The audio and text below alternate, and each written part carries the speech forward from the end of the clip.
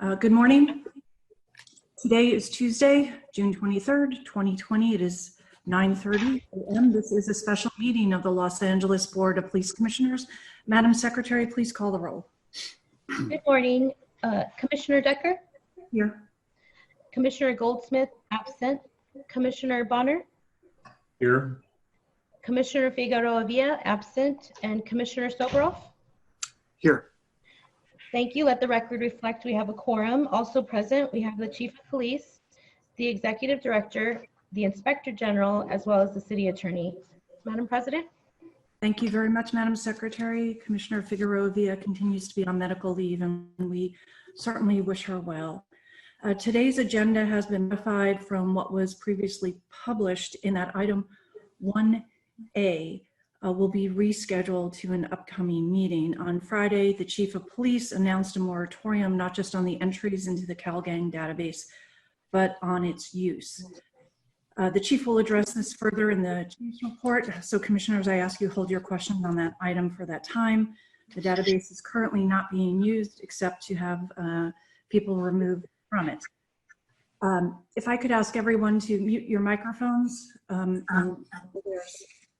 Thank you. So that was to be the subject of today's presentations, and some organizations were not available today. Some asked that it be continued to allow time to prepare, and so I agreed in light of all those facts. In the coming weeks, we are scheduled to receive, this commission is scheduled to receive report backs on investigations and audits into the database and related issues. So we're happy to reschedule for that time or for a mutually agreeable date. And I hope that all of that can be rescheduled very soon, as I know all commission members are interested in hearing more. And I do want to again extend our thanks to the groups who previously presented. Your remarks had a great impact on everyone who listened to your thoughtful and highly compelling remarks. And to those who are planning to present, we look forward to your continued engagement on that issue as well as others. With respect to engagement on other issues, I'd like to alert members of the public that yesterday the Commission posted a draft revised use of force policy, which is now open for public comment. In a moment, I'll ask Mr. Tiefenk to advise people where they can find it on the website. But the email address to which you can provide written comments is BOPC, Board of Police Commissioners, BOPC use of force policy at lapd.online. That also is posted on the website. At our meeting on June 3rd, I said the Commission needed to accelerate some of the changes that the Commission has been working on, and the particular changes that are provided in this draft use of force policy are some that California law requires be implemented by January 1st. And as I said previously, there was no reason to delay those changes. We can accelerate that and do it now, but also it incorporates some ideas from the community, the Commission, and the department. And we believed it was time to start getting public comment. Many people worked on those drafts. I thank them for their efforts, but by publishing this, we're not saying it is perfect. We're simply saying we want to hear from you, members of the public. The tentative schedule for this moving forward is next week. There would be a presentation on that draft policy to put it into context and where the changes come from. We will keep public comment open until July 7th, bring it back to the Commission for a vote on July 14th. I say these are tentative dates. Right now, we hope we can stick to that schedule. In part, we just need to accelerate this and move it forward, so I'm very hopeful we can keep to that schedule. Mr. Tiefenk, where can the policy be found, sir? Precisely. Good morning, Madam President. The policy can be found at the department's website, which is lapdonline.org. And when a person opens that page, on the left column, there'll be a header for reports. It is the first item there, which says comments on use of force policy. If they click on that, it'll take them to the draft policy. Also, there is a link directly to the email address which you gave, which is BOPC use of force policy at lapd.online. Thank you, Mr. Tiefenk. And if you cannot find it next week, it will be listed as an agenda item, and you'll be able to find it there. We'll have the link on next week's agenda as well. To be clear, there will not be a vote at next week's meeting, but there will be a presentation. So in addition to that particular policy that's been posted, the Commission is working on updating other policies and incorporating best practices, and we expect to have additional changes in the near future. A few weeks ago, I did indicate that this Commission needed to do more. This is just one step in that effort. It does not address all of the issues, but it's one important step in moving forward. In addition, Commissioner Goldsmith and I, as executive committee of this commission, are working on other issues to include hearings on hearing more from members of the community, and we hope to have a list of upcoming meetings available soon. So back to our agenda for today, which I'd like to get moving on. The agenda for today then is the report on training and delivery plan, item 1B, the report of the Chief of Police, general public comment, and 3 closed session items. Because we only have 3 members today, I do have to watch time carefully, including the presentations made as well as public comments, so that I do not lose a quorum.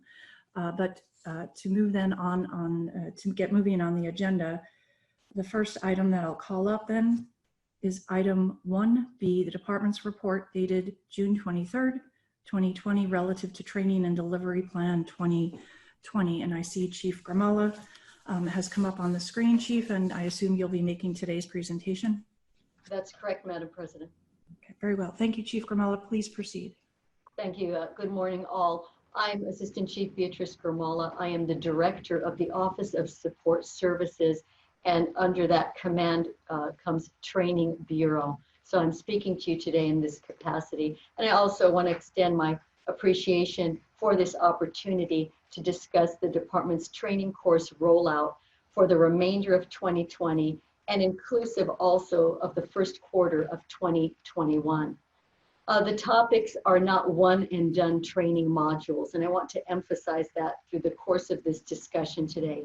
They are and will continue to be tenets that are underscored and woven throughout the foundation of all department training, not only starting with the recruit basic training course, but also through in-service training. And for members of the public who may be watching, in-service training refers to training that a police officer goes through their entire career. At different junctures, they return to the academy, they may enroll in courses, and that is what we call in-service training. Also, for those members of the public who may be interested in looking at our training in a deeper way, in compliance with Senate Bill 978, the LAPD's current training, including training bulletins, course outlines, are available online, and you can go to the department website, or in a search engine bar, you can type in LAPD training materials, and it should populate for you if you're interested in any particular subject matter we discussed today or other items of interest as well. So the department continues to evaluate its training approaches and its content. And my thanks to our head of police training and education, Dr. Luann Pinnell, for her collaboration with others, including those within the academic community, to ensure an integrated concept of learning is the cornerstone of our LAPD curriculum. Silo training is not practiced because every aspect of what we do within the training curriculum is guided by critical tenets that should be underscored in every single lesson plan. And those include de-escalation, procedural justice, educated and empathetic approaches to vulnerable populations, tactical communication, and fair and impartial law enforcement service. And the department has been training its people in these areas, from recruits to tenured officers, for several years in several of these areas. And I must just underscore as well that these tenets that I just established here can be found in many lesson plans throughout the department. For example, 58 lesson plans for the LAPD in service include de-escalation and tactical communication. 13 lesson plans include procedural justice and the reduction of bias. And 12, discuss and underscore the need for us to be better proficient in dealing with those in vulnerable populations, specifically those suffering from mental illness. So today, we will discuss the department's commitment to overcoming schedule, logistical, and COVID-related challenges to accelerate without compromising quality, the commitment to community concerns on our training, and those as well of the commission in us accelerating that process. So we want to ensure that the discussion today focuses on training that directly impacts quality of service, community policing needs, commitment to procedural justice, and the rebuilding of trust in all of these contexts. So on June 3rd, this body, the Board of Police Commissioners, was very clear in mapping out expectations for the department moving forward in several areas. With regard to training, the mandates were as follows: expand mental health intervention training to train up to 900 officers at the end of 2020, complete de-escalation and crowd control training in 2020, and deliver procedural justice and implicit bias training updates by the end of 2020. In response to the Board of Police Commissioners' direction, we intend to increase the depth and breadth of collaboration with community stakeholders in training modules, increase the number of officers trained in these key areas. And something the Commission has been looking for the department to begin for quite some time, and we are beginning it now, is an active development and institution of a metric-based evaluation system to examine our training in critical areas to determine several things: efficacy, retention, and results in comport with the department, the police commission, and the community's expectations. And this will be called a quality assurance unit. We will be assembling that. We will be getting input from many stakeholders, from academia as well, to ensure that by the late fall of 2020, we can establish this metric-based evaluation plan. So currently, how are we gauging efficacy? By several methods: a use of force review boards, non-categorical use of force multi-level review protocols, Officer of Inspector General review of incidents, use of force policies, procedures, the Board of Police Commissioners evaluation, discussion and feedback, analysis of use of force tool options, audits of body-worn video, audits of digital in-car video, and also a continued reference back to consent decree paragraphs in training and deliverable mandates. So as we prepared the training plans moving forward per this body's direction, review is made of three critical documents. Number one, the President's Task Force report on 21st century policing from 2015, when then President Barack Obama met with law enforcement leaders to discuss the need to build genuine trust with all communities while respecting diversity within policing, keeping efficacy and connectivity at the forefront. So within the President's Task Force report, which followed December 18th, 2014 meetings in Washington after the tragic death of Michael Brown in Ferguson, we focused today, as we evaluated where training was moving forward, in three pillars from that 21st century policing report. It's as relevant today in 2020, if not more so, than it was in 2015. And the three pillars of focus are pillars 1, 2, and 5. And this report is still available for those interested in reading further online. Pillar 1, building trust and legitimacy. Pillar 2, policy and oversight review. And Pillar 5, officer training and education. The other report that we studied in conjunction with this rollout and the future rollout of our training is the RAND study. And the RAND study looked at how we structure our training, how we restructure teaching for adults, and also to avoid siloed training. And I've mentioned that word siloed training a couple times so far. And that would be a teaching subject matter as if it is a standalone issue. And as we talked about procedural justice, as we talk about fair and impartial policing, these tenets need to be woven throughout everything we do, from firearms training to human relations training. So the RAND study directed the department then, when it was first issued, to ensure the department was training in that fashion, and we believe that we are.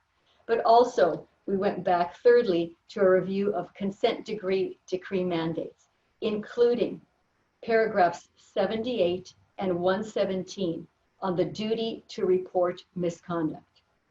And we wanted to share with the public that the duty to report misconduct by officers is not only in the department manual, but it is also found in training in our recruit basic course, supervisor school, watch commander school, command development school, field training officer school, detective school, and is a question and a part of evaluation in all promotional exams for the Los Angeles Police Department. I just thought it was important to discuss that point today. Department-wide training in areas of use of force and de-escalation have been ongoing prior to COVID-19. And as we look back to 2 prior department-wide training programs, one was completed in January of 2018, and that was a use of force update. The second department-wide training was integrating communication and de-escalation, which completed in February of 2019. And beginning in March of 2019, and per the Police Commission's direction, command and control began. The course was taught every other week, and now we will discuss in this next part of my presentation the phases of rollout to ensure that command and control training will be completed by all members of the Los Angeles Police Department in 2020. But now I take your attention to the report that was issued that was an overview of our training program moving forward. And there are 2 phases I'd like to discuss with you today. Phase 1, the Board of Police Commissioners directed the department to accelerate its mental health intervention training to ensure that 900 officers at a minimum are trained by the end of 2020. We have 3,052 officers already trained in this 40-hour course, which is very intensive. And it is led by instructors not only from the Los Angeles Police Department, but those from the Department of Mental Health, clinicians with whom we work, members of the autism community, those also from the mental health disciplines, the National Alliance for the Mentally Ill, and others. So when we talk about a collaborative training that brings great value to our ability to serve vulnerable populations, we find it in MHIT. And some of you may recall in 2010, the Mental Evaluation Unit under Detective Bureau of the Los Angeles Police Department and the Department of Mental Health, I'll refer to them thus moving forward as DMH, first met the established criteria set by the Bureau of Justice Administration, BJA, as a law enforcement and mental health learning site for best practices. So when the public looks at what is MHIT, do we have confidence that officers are being trained not only with relevant skills, but empathetically? Those are some of the markers that we look to share with the public. So now every week, MHIT will be trained. And that's, again, a 40-hour course. And the emphasis also within MHIT is on de-escalation techniques and the reverence for human life. A side note I'd just like to share with all of you today is we looked at the crisis calls for service with regard to those suffering with mental health issues. And as of May 2020, we see a 26% increase in calls for service in this area. So to the Board of Police Commissioners, your direction that the acceleration of MHIT, without it being watered down, without it being compromised in its content, and in those participatory agencies who train with us, here's another reason, as if we needed one, which we didn't, for us to ensure that MHIT is a part of our curriculum, a part of our fabric, and a part of our service delivery. Currently, though, to provide us a little bit of solace, 80% of calls for service today that Los Angeles Police Department officers handle have at least one MHIT certified officer on that call for service. And we responded to over 20,000 such calls last year. So I know I ran a little long on MHIT, but I thought it was very important for the public to also have a little bit of background. Also, as we talk about training and MHIT in particular, this isn't a rigid classroom atmosphere. These are scenario-based trainings, everything that I'll be discussing here today. We even have members of the Stella Adler Theater who come and role play for the students to ensure that modules and information that they are being trained in actually can be something they can demonstrate. So the cognitive piece, but also can we empathetically connect with those that we are supposed to be serving? Everything may look good on paper, but how do we take that training and export it to something that makes a difference to families and community members out there as well? So that's why we're very glad to see that moving forward. So by the end of 2020, our expectation is 938 additional officers will be trained in MHIT. And we want to continue that pace of training into 2021 with those weekly sessions so that we can accelerate the process even more. Also within phase one, the second area in which the Board of Police Commissioners wanted us to accelerate our training and ensure its conclusion of all officers being trained by December of 2020 is command and control training. And this consists of an overview of the use of force updated policies, critical thinking and decision-making through active leadership, de-escalation strategies and tools, procedural justice in all contexts, and critical looks at challenging situations which include background evaluations and assessments prior to the use of lethal or non-lethal force. And the overarching training tenet in command and control is reverence for human life. So once again, command and control will be trained up with all of our officers, light duty and full duty, to conclude with the entire department being trained in 2020. Phase 2 of training takes us into August, September, and year's end. And I'd like to share what phase 2 training looks like for the Los Angeles Police Department.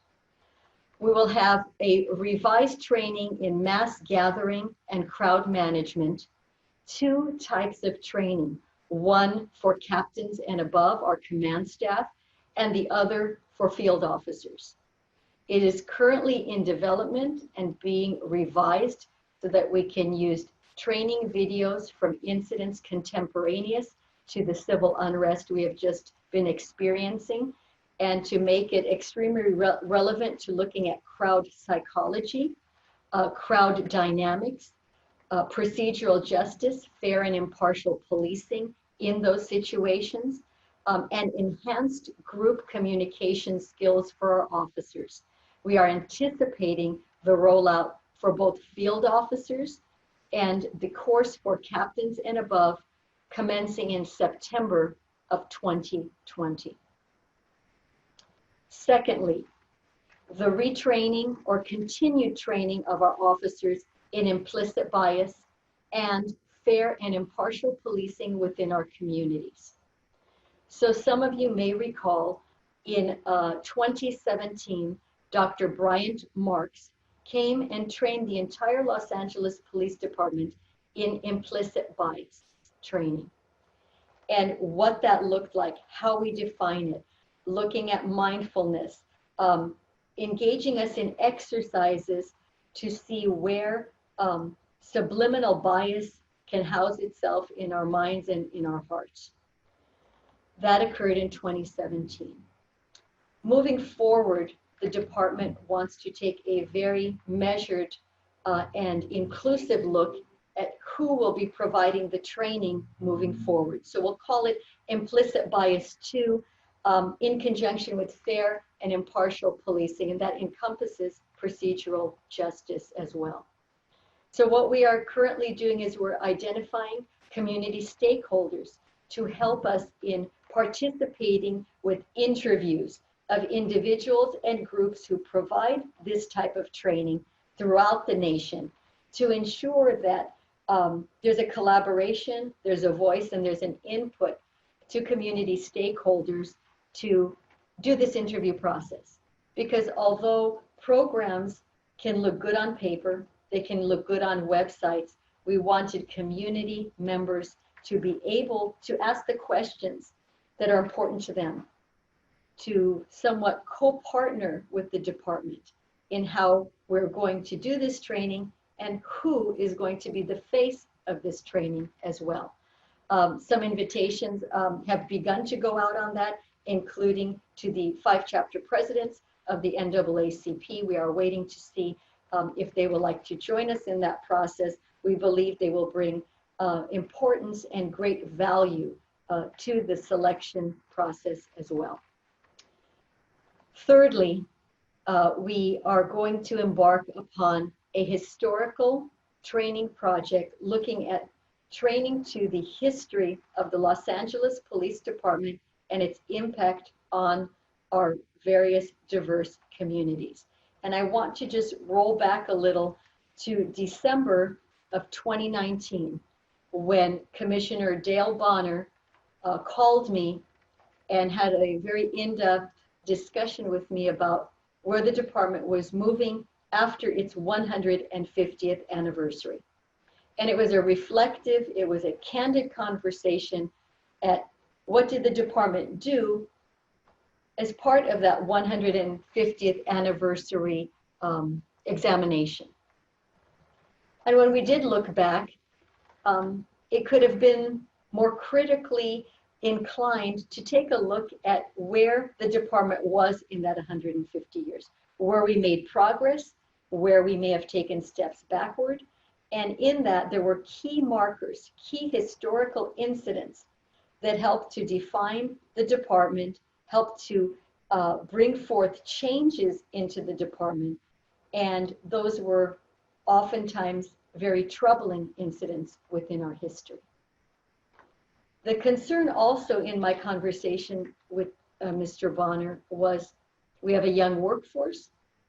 We have folks that probably don't understand what happened in 1992. They were not part of the Los Angeles Police Department. Some of them were barely a few years old and now are becoming part of the LAPD. Also, once officers are assigned to the 21 geographic areas, do they understand the communities to which they're going to be providing services? Do they know what happened on a particular corner 10, 15, 20, 30, 40 years ago? And how memories, experiences may still linger and impact how people feel about law enforcement, and in particular, the LAPD?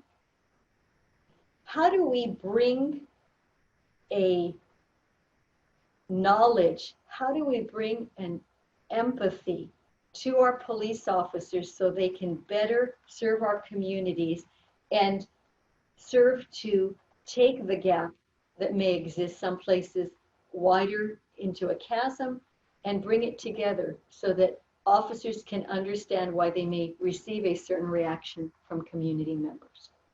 So what does this really mean? Starting with the recruit basic course, the academy training, we're looking to have 12 to 14 hours of Los Angeles Police Department historical training, not created solely by the Los Angeles Police Department, but the creation of working groups throughout our communities to help them identify critical times within the department's history that they want our recruits from day one to be aware of, and to build a curriculum in which there's a co-partnership between community members and the department in what a training curriculum looks like, have community members available to return to the Recruit Academy to audit how that training is being done, but also before recruits leave the Los Angeles Police Academy, they will be part of a group there in most likely our gymnasium that will be participating with a panel of community members on significant incidents and topics experienced by community members that they want to share with our recruits, so that when they leave an academy that says LAPD on it, they're not just leaving with knowledge of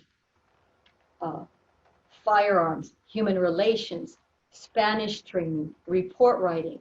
They're leaving with a connection between mind and heart to know how once they leave and they get in a black and white and they respond to a radio call for service or some need in the community, they can do so with an understanding that is deeper than their predecessors, with an empathy that can translate into de-escalation, that can make procedural justice come alive, and can make them well aware of implicit biases they may have towards the communities they serve.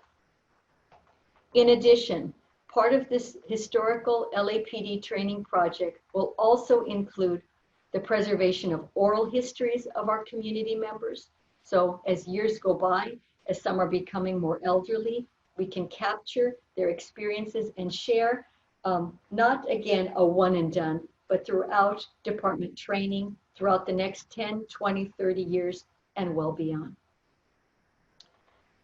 In addition, all in-service training will have historical LAPD training in it as well. It will be a part of every single course that we train to. Why is that important? Because the relevancy of what we do and what we train to, whether it be less lethal munitions, again, whether it be a detective school, a field training officer school, we all must remember our history, remember the lessons learned, regroup and go back and see the effects of policing on the diverse Los Angeles city communities. As we move forward with the historical training project, we have meetings coming up this week where we invite all community members to be a part of. For example, those who oftentimes felt they were not invited to the table, we have done our best to reach out and touch them and ask them to be part of this, because we're extremely sincere about getting this done right. And I know, Mr. Bonner, I thank you for your leadership in working with us on this. We want to get this right. This cannot be a flimsy attempt at trying to identify where the LAPD made missteps, where the community felt that trust was broken. This has to be something that is as important to training on the LAPD as anything else we do. And Mr. Bonner, I'm sure you and the commissioners will hold us responsible to that as well. More to come on that at future meetings. I hope if I'm invited back by the commission to talk about how that is progressing. And just a few additional training topics. And Chief, I would ask that you complete your remarks in under 5 minutes so we can be sure to get to everything on our agenda today. Thank you. Absolutely. I'll do that expeditiously. I also want to share with everybody that we have and are piloting a revised firearms qualification course. This was something requested by Chief Moore back in September of 2019. We began piloting it in January of 2020, but COVID kind of got in our way of taking it further. And it's the first time we are incorporating less lethal munition options, partner interaction, increasing time available for target discernment, identification, attention to environmental and background issues, curtailment of lethal force, contagious fire, and incorporation of tactical de-escalation and verbalization in a firearms qualification course. Also moving forward, starting in August of 2020, Chief Moore, thank you for your support on this.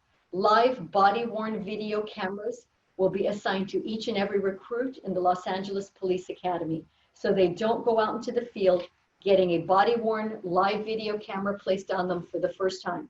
They need to learn how to use it. They need to be held accountable for it within their training.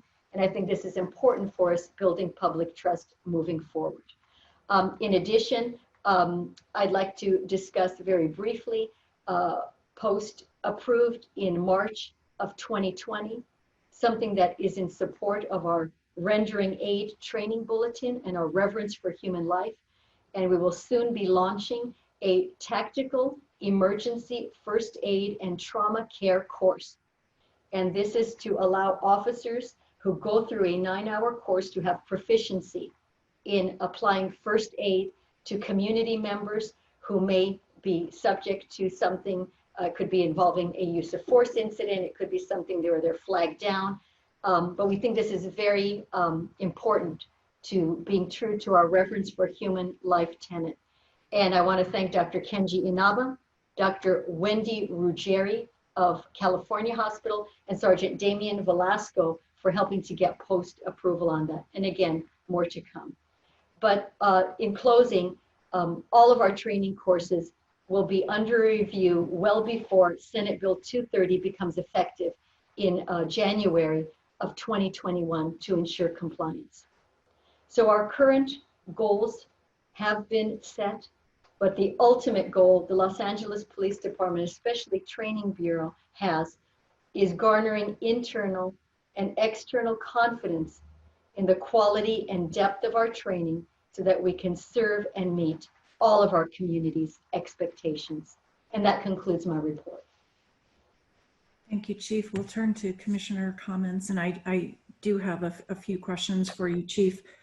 You talked about the manner in which the department will be measuring the success of the training, and I'd like to turn to that aspect because you talked about issues relating to non-categorical studying, videos, et cetera, but I'd like to know what measurements and how the department is planning to measure success of training, the success of the training that you're doing, and retention of knowledge before an incident occurs. In other words, I understand from your remarks that there'll be more in-depth use of the categorical, non-categorical use of force material, audits of body worn, but how, before something bad happens, how will the department be measuring that the training programs are being successful in altering or preventing some of those incidents from happening? Commissioner Decker, I think one of the key ways is looking at metrics, and that's something that we're still to develop. But I think looking at the quality and the evaluation of our non-categorical and categorical uses of force. I know the commission, today you'll have 3 in front of you, sees the in-depth evaluation that goes into categorical lethal force related incidents. But I think when we're talking about the training modules here, looking very closely and taking a deeper dive by Critical Incident Review Division into providing a report to the commission on where we see the direction going in all areas of non-categorical use of force. That's one way that we will take a look at this training. Also, I think the audits of digital in-car video and body-worn video are very important to take samplings of the students who have been taking these courses, which will be the entire department, and seeing, are we seeing what we want to see? Are we seeing training actually materializing in our contacts with members of the public? And this is something that I think is very tangible and a very important way that we can gauge the direction in which our training is going, and are we getting the results that we need? Also looking at certain things such as complaints. Are we getting complaints from the public with regard to um, uh, racial profiling to some type of implicit bias? Are we providing procedural justice in pedestrian stops, in traffic stops? These are the ways I think we can gauge and have a task force to take a look at that. I would like to pick up on that, Chief Gramala, and ask the Inspector General to work with you. The Commission has long been concerned about implicit bias, and we understand the training, but also we do get, as you know, complaints from the public on implicit bias. And in the past, the department has come back and not found any of those cases to have been substantiated. And we understand it's, as explained by the department, it's very difficult to determine a person's motivation, but that result's very unsatisfactory. And I'll say I've been speaking with past presidents of the Commission in the last few weeks, and we're talking about those complaints and that response from the department having been presented for years and years. I think not just the Commission finds that unsatisfactory, but the department. So I'd like for the Inspector General and the department to review that and recraft how we can evaluate that and deal with complaints from the public in what I would hope to be a more effective way.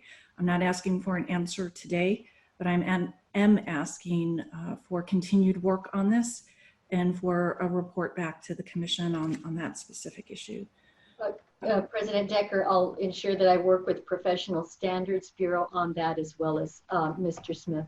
Thank you very much, Chief. Whoever on your staff you believe would be the people most knowledgeable in addressing this issue, I have no problem with.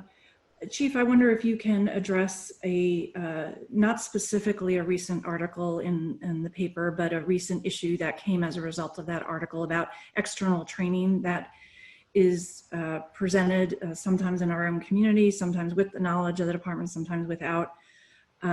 And I'm wondering what standards there are, Chief, when there's outside training, and of course we want to encourage training, but it has to be training consistent with department standards, guidelines, and expectations.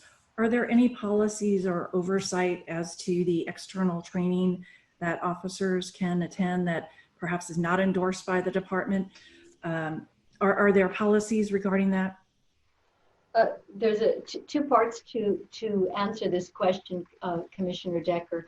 First, officers can go on their own to training where they pay out of pocket, go to various courses, and the department has little control, if any, over their doing so on their own time. But yes, the department does evaluate, because if we pay from the revolving training fund, there's an approval process for officers to go to different training, be them local training, be it nationwide training, be it training through POLAC, through the county. So there is a process in which someone submits a request for training. Yes, there is. And presumably if that happens, the department looks over the training to determine whether it's consistent with department standards before reimbursing an officer. Is that correct? Yes. Okay. But there's no other mechanism if somebody even unknowingly signs up for training and it's not consistent with department training, there's no mechanism to monitor that?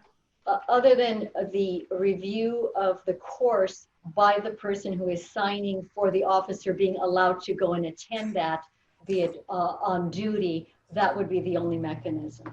Okay, thank you. Other commissioners, do you have questions of Chief Gramala? Sorry, I couldn't see. Commissioner Soboroff, was that you, sir? Please go ahead. Chief Gramala, you mentioned the number of our 911 calls, which are in the million range. The number of those that have a component to them that have to do with someone going through a mental health crisis. What was that number again? Mr. Soboroff, it was 20,000, much over 20,000, probably about 20,600. 20,600 out of the total? Out of the total, yes. These are ones where um, somebody is actually physically experiencing a crisis at the time. And the majority of those, up to 65 to 75%, result in a 5150 welfare and institutions. Correct. Correct. Yeah. Okay. Oh. So, you know, as we all know, the nation is reimagining public safety. They're reimagining law enforcement. And I have a question for you, and also it's the same question. I won't ask the chief because I'm asking you and asking him at the same time. I'd like him to respond as well. Having an active role in this, a very active role in this, how do you envision, what would you see as a result of the training? And you say it's 10 hours and everybody will say, well, it should be 20 hours or 20 years or whatever. How do you envision a year from now, a modified LAPD response to these kinds of calls from what it is now, part A, and part B, before there should be no response by LAPD and someone else should do it, what do you think needs to happen? Who has to be prepared? And you may need to think about these questions, you may need to consult, etc. But I'd just like to get your knee jerk and also that of Chief Moore later when he speaks. Thank you for the opportunity to weigh in on this, Mr. Soboroff. I think the MHIT course, which we discussed, is 40 hours. So it's very, very intensive. It's unlike any course I would posture to say in the nation. It is considered a best practice. Why? Because we have actual clinicians and those who have family members who have experienced mental health crises, be them schizophrenia, be it a vulnerable population such as the autism community. And I think I've talked to many officers who have completed the course, and they tell me that they're not the same person after that 40th hour as they were, they came in the classroom. And I'm talking, Mr. Soboroff, about people who have 25 years on the job that you think, you know what, it's going to be hard to teach this individual. You know, they have their experiences. They may be coming in reticent to accept what is there, but so compelling is this training that dozens of outside agencies come and request a seat in MHIT because they think it's going to change the way we deliver our services to the community. And I think we have seen the effects in de-escalation, in recognizing that mental illness is that. It is not criminal. It allows officers the skills and ability and the time to say, hold on, let's take a few steps back here and see what we're dealing with. Is there a way to initiate dialogue? Is there a way to buy time to give us other options here than going hands-on, than using one of our force options? And I think we've seen it. I think we've seen it when we looked and examined use of force a couple weeks ago, and we looked at the decrease in categorical contacts with those who were mentally ill or experiencing those types of episodes. So I think that MHIT is very unique. It's very unique in the scheme of training because it is not an overstatement to say it is life-altering and life-changing for those officers that are out there experiencing it. Many may recall years ago where the department had an encounter that ended in a categorical use of force with a member of the community who had autism.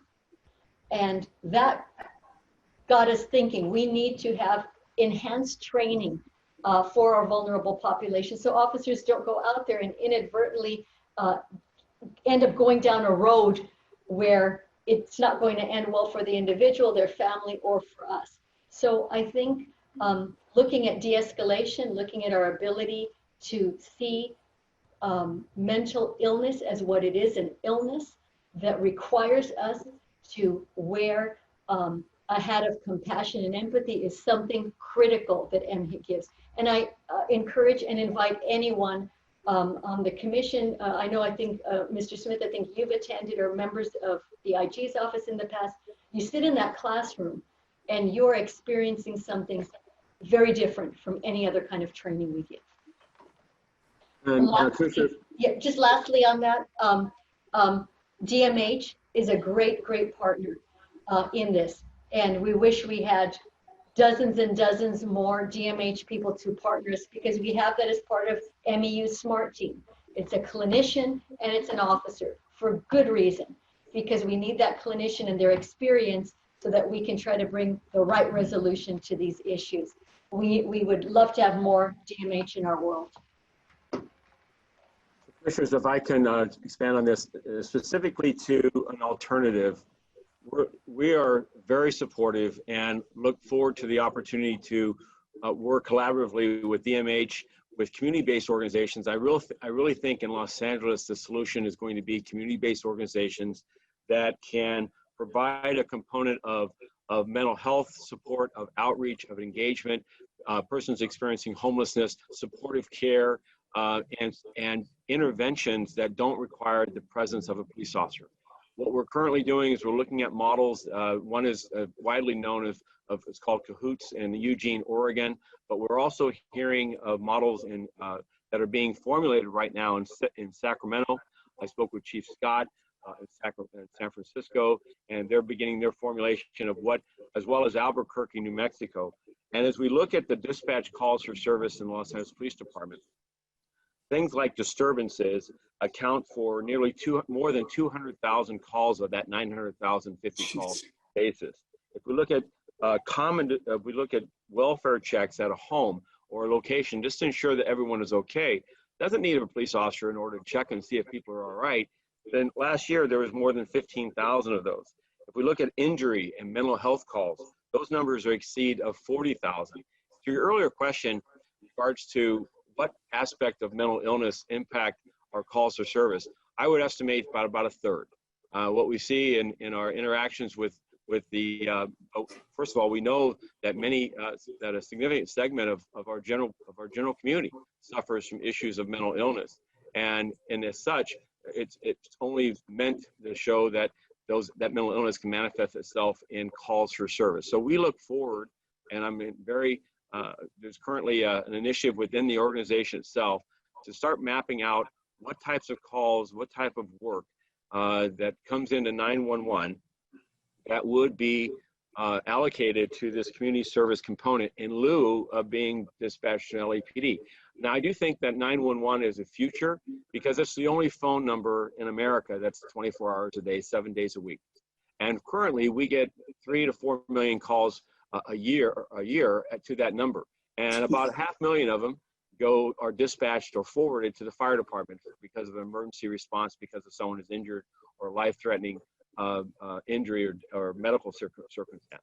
The remainder of them, we dispatch officers to about 1 million. And then the remaining number left of just about 2 million, 2.5 million, actually go to a 311 or to a 211 or to a 7-digit helpline for LAPD, because it's a report or some alternate service.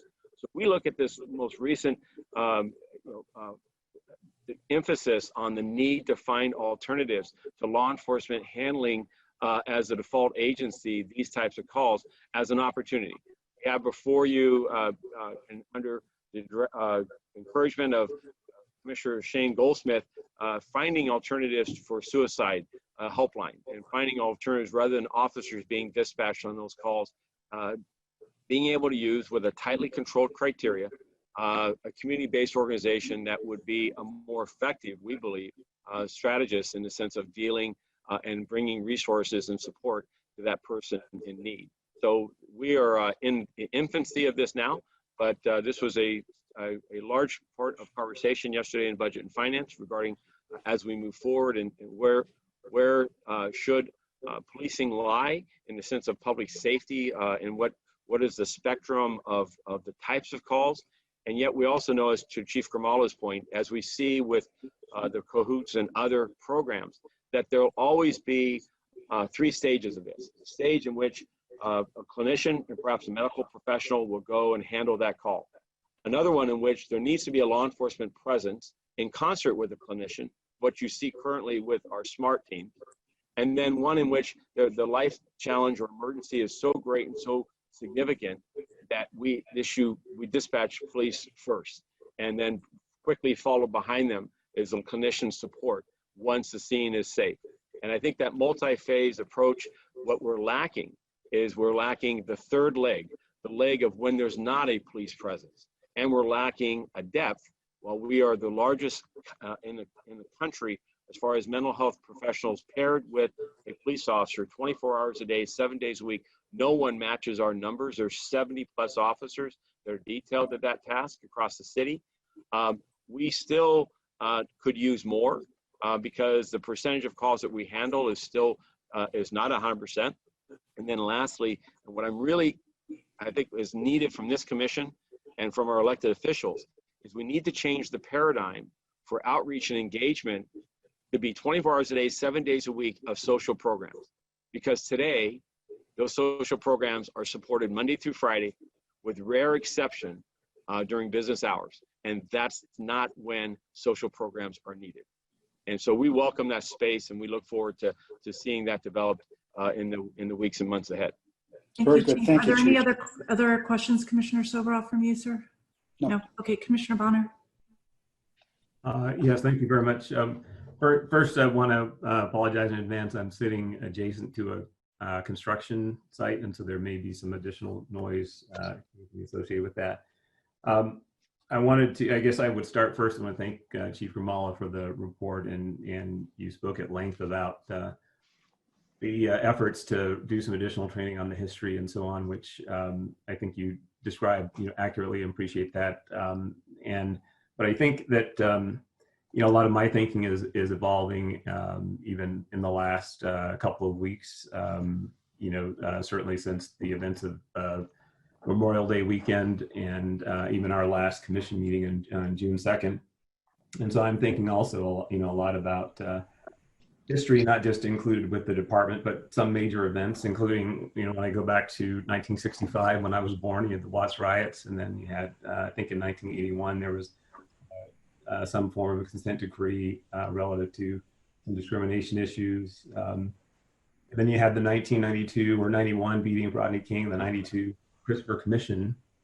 And I do note, from a historical standpoint, there was a lot of discussion even then about some of the things we're hearing now. There's an interest and a feeling that there's an opportunity to take a horrific incident of that nature and to then move about some transformative change. And at that time, I was a relatively young lawyer who was really inspired to try to help bring about some of that change. But I do note that in 1992, there was a lot of that sentiment.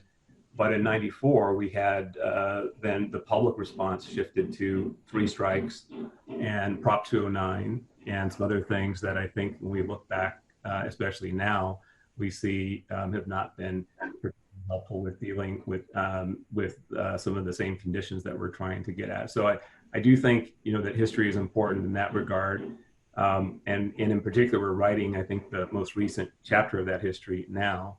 And it's for that, with that background, that I'm tending to see all of these questions, at least now, through the lens of at least 3 questions. One, I was pleased, I think Commissioner Soboroff kind of alluded to this. He articulated what he sees as his view of what we were trying to do in terms of create the new paradigm. But the first question I'm asking myself, and I ask people that I'm talking to also, is what do we all see as the mandate that has been put before us in connection with particularly the most recent events? And I think that's important because how you interpret that mandate, whether it's ending police brutality, whether it's ending racism, whether it's dismantling systemic racism through the criminal justice system. At some level, it's all of the above and probably more.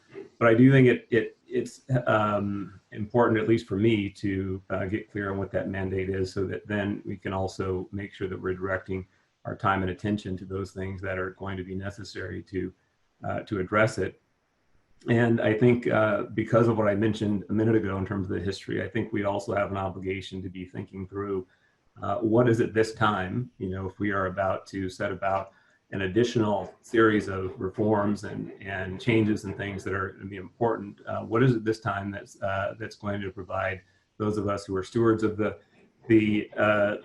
institution and the process, but also more importantly, the public and the communities. What is it this time that's going to bring about some greater sense of assurance that these are really lasting and transformative changes?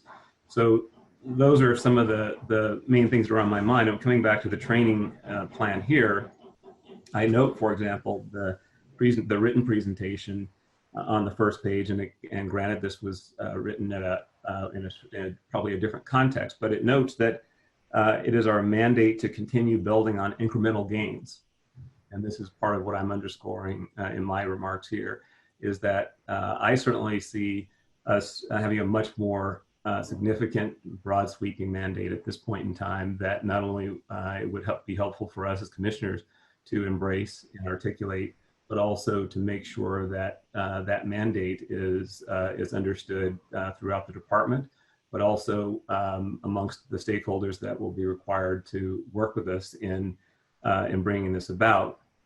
And so when I think about the training plan today, I'm not sure that I'm prepared to approve it per se, to say this is going forward. I believe that it has done what we have asked the department to do, and that it is a very meaningful contribution.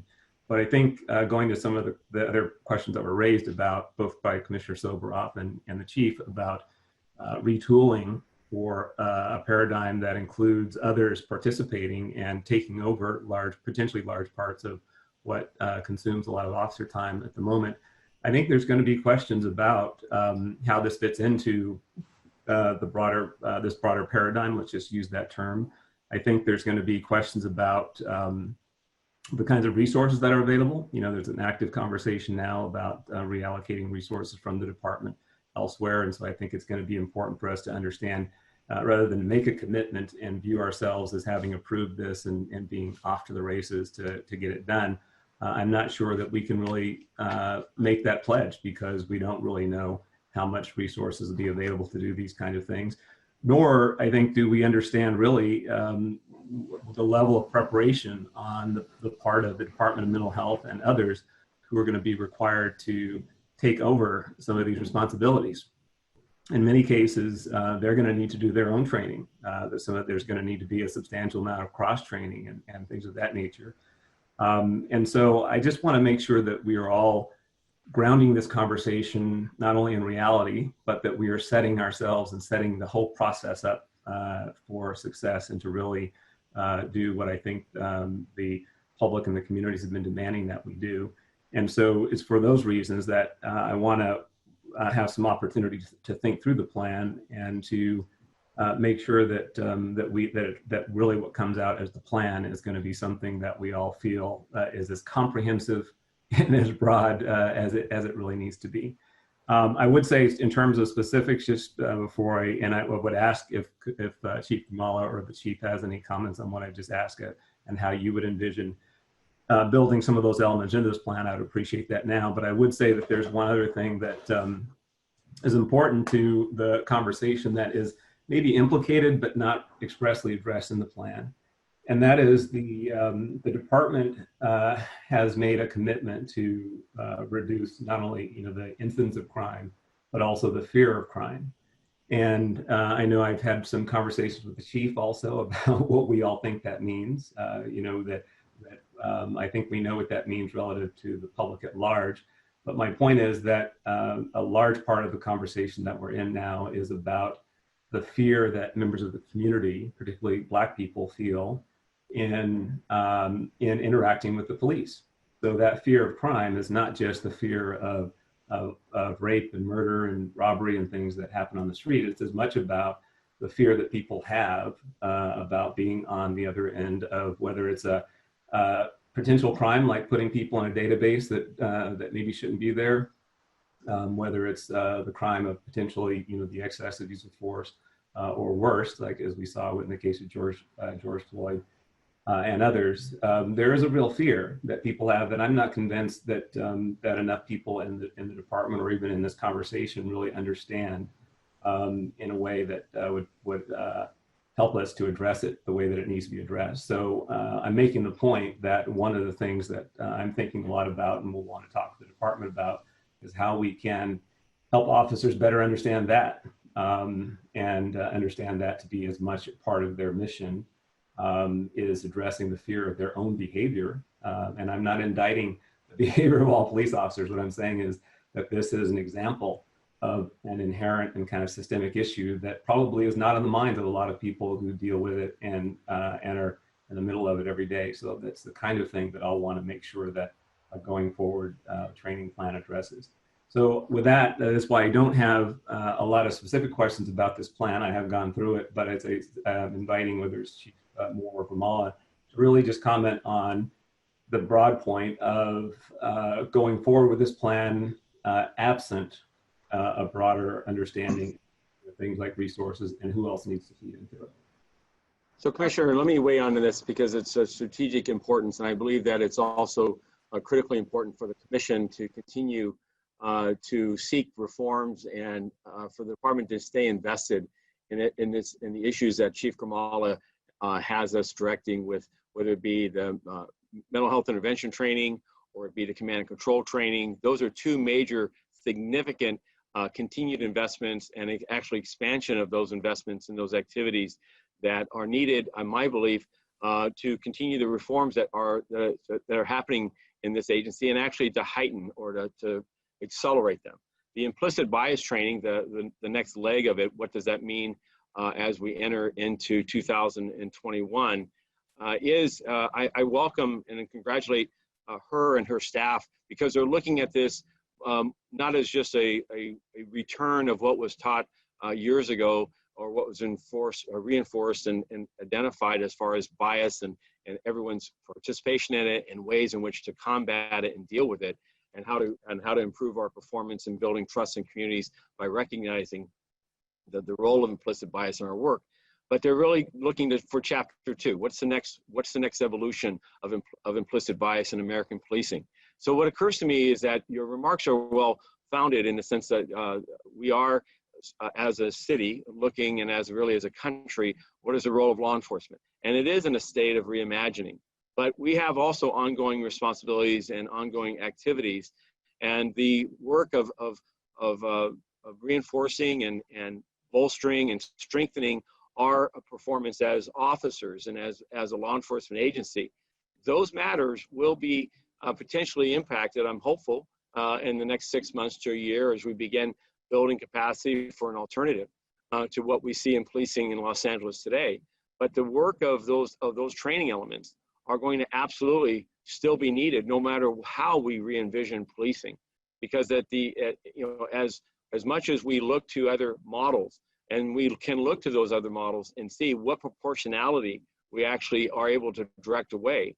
The core work of building trust, reinforcing our activities in our local communities that are not instilling fear, but are instilling trust and confidence that law enforcement is there as a partner, as a resource, as to serve.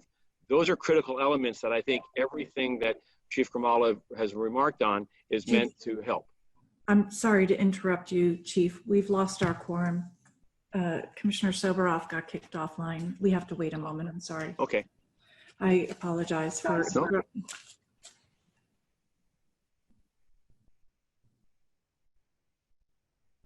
There, I believe he's back now. Sorry about that, Chief. Go ahead. No, it's fine. I was actually coming to the end of my remarks. I think that the key here is that on an interim basis, that this update on our training, it's reimagining with looking at our history, our commitment to using and working collaboratively with community members. Those matters need to go on regardless of what happens in a sense of identifying alternative service delivery plans. We will obviously, this is always an evolution, adjustments to training are ongoing 6 months ago versus a year ago versus 2 years ago. But I do believe it's critical that at this time and juncture that as the city and as the world is looking at LAPD and asking, what are you doing in regards to the aftermath of the terrible events involving the death of George Floyd and the other instances of interactions with police resulting in the death of individuals, particularly Black men. What are you doing in reimagining policing so that instances such as that are reduced? But also, what are you doing so that just those interactions and as interactions go about policing in America, how are you dealing with implicit bias? How are you dealing with issues of mental health? How are you dealing with issues of command and control and finding alternatives away from resorting to force? Those are ongoing and needed issues of training and reinforcement, and I would ask that the commission support those while we embark on this next chapter of our evolution. I guess I would have both an observation and a question.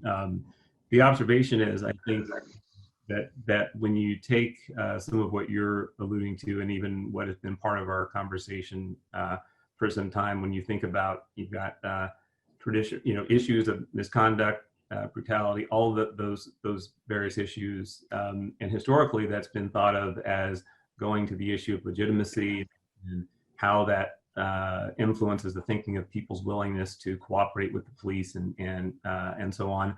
And a lot of that has been shored up and addressed through the discussion of procedural justice and constitutional policing and things of that nature, all of which needs to continue.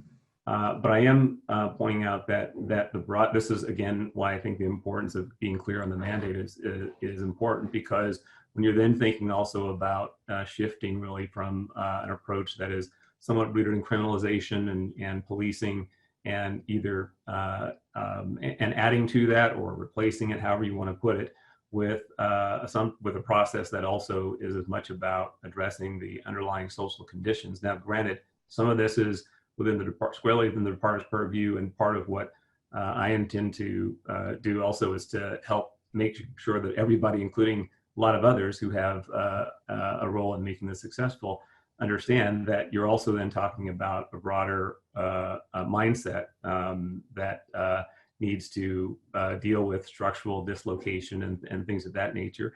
So it's as much about making sure that these new training protocols are not simply or not unduly tied to what I think of as a transitioning paradigm, if you will, important as it is, but it also, I'm thinking, needs to be tied to where the conversation is today and where we're going. So I'm just saying that I need to understand a little bit better that things that might have seemed 3 weeks ago as low-hanging fruit, that, hey, they should be done, in some cases probably still are that. But I think my part of the concern is that we not, again, approve this today, feel that this part of it is done, and then move on to discussions of use of force and other things, and think that we've addressed the training in a way that maybe we haven't. So if you can maybe help me understand really how you I guess there's two questions. One is, what is it that you're going to start doing today, even if we approve this? What is it you're going to start doing today that you couldn't do if we left this item open to accommodate some of the further thinking I'm suggesting? Is there something that somebody's not going to be trained tomorrow, or somebody's not going to be trained next week because we're putting this over? So I need to understand that part of it. But then also the other question I'm asking you is how you envision, again, potentially having to redo some of this training in order to incorporate some entirely new concepts that really haven't been part of the procedural justice conversation. Yeah. Well, as we've talked before, I think many times we look at people, but depending on one's perspective, can look at something as an entirely new paradigm, while others may look at it and see as a variation. And I think that in policing, we have been trying as a profession to find alternatives to law enforcement as to the presence of even a police officer for quite some time. And this is the latest chapter where I'm praying and hopeful that we're going to see the next iteration, the next transformation in that arena, where we're actually, as a society, willing to have a large segment of what would otherwise be a police officer's response to a disturbance or to a person experiencing mental health or illness or other crisis, that we're not going to rely upon law enforcement, that we're going to instead rely upon another critical element that's going to, and not only rely upon it, but we're going to insist on it. And so the training that we're talking about today, though, is training that in community policing efforts of the arena has always, for the last decade plus, 2 decades, 3 decades, has looked at a shared responsibility of public safety. And that the instances of police engagement is, how do we minimize, how do we use prevention as a primary tool? How do we avoid having to resort to law enforcement and to enforcement of laws? And then most recently, how do we also engender alternatives such as diversion with arrests, pre-arrest diversions, and working with gang interventionists and others that forestall the need for law enforcement to step into the arena at an enforcement posture. So I would just petition that as we move forward, that the department, what changes today is that I want to, as the Board of Police Commissioners, understand your priorities. And this is a substantial investment in hours in order to achieve the expansion of MHIT and also the completion of command and control. This is not without impact on other parts of our operation, but I believe as a chief that it is appropriate as at this where we're at today, that we follow the commission's lead that of transformational change by ensuring that our training and that our development of our people stresses those areas that you've just identified. And so I think the training in is present, what's presently envisioned, both that's in place as well as that they're developing, speak nicely to your challenge, which is the aspect of the fear of crime and also the fear of the police.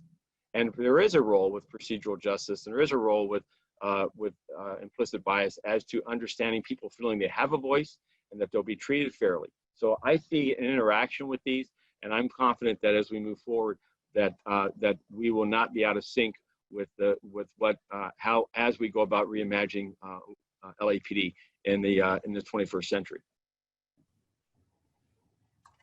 Thank you, Chief. I would say that, and I want to hear any further conversation on this item.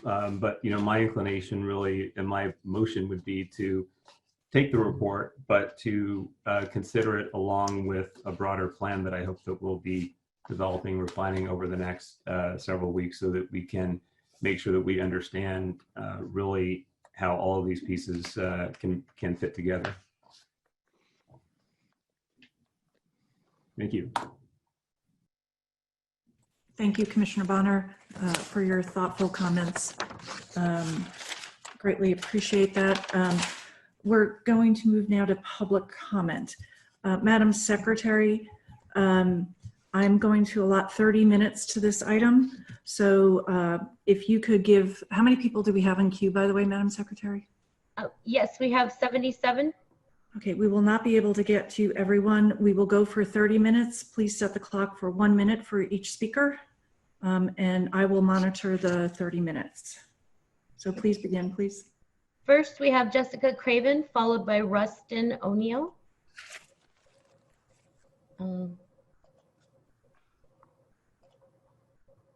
Hi, my name is Jessica Craven. I've spoken up here before. I guess I just want to call attention to the fact that we can talk about reforms, and we have talked about reforms for years and years, and you guys have tried to do some reforms, and they have done reforms in other cities. They did reforms in Minneapolis, and George Floyd still died. They do reforms in cities across the country, and it makes absolutely no difference. So as wonderful as this training sounds, and as sort of pie in the sky as it sounds to hear you guys talk about it, the truth of the matter is that Los Angeles Police Department cops are going to continue to kill people without justification. They've killed over 600 people in the last 10 years. They have not been held accountable. We have had peaceful protests, and they have come and they have shot people with rubber bullets and tear gas people. They are completely out of control, and nothing will work except for complete abolition and the firing of Chief Moore, who is the head of a stinking, stinking fish. And that's just the truth, and that's just the way it is. I yield the rest of my time. Thank you. Rustin O'Neill, followed by Diane Foster. Hi, Rustin, you're on. Hi, can you hear me? Yes. Hi, I'm a CPA, and in 2002, Sarbanes-Oxley was passed because millions of people, primarily people with money, were affected by the decision of a few individuals. Because of that, the entire landscape of public auditing was changed. The PCAOB was erected to maintain the public accounting firms in adherence to their primary purpose is what? Protecting the investing community. Why haven't we erected a similar body to maintain the police code of conduct? We let them go out and do whatever they want, but we have nobody governing them. Lastly, why the fuck is Chief Moore still working in capacity of chief police? He's a blatant racist. He blames the people who are raising attention to systemic racism as ones who kill people that were killed by officers. What the fuck? One of the first things we look for in the audit is tone of management, and he's your leader to this whole organization of LAPD, and yet he's going to send a message that it's okay to be racist, that it's okay to beat people, that it's okay to murder people in the streets. Get him the fuck out of his position. He does not need to be there. I yield the rest of my time. Thank you. Sonia Rosenfeld.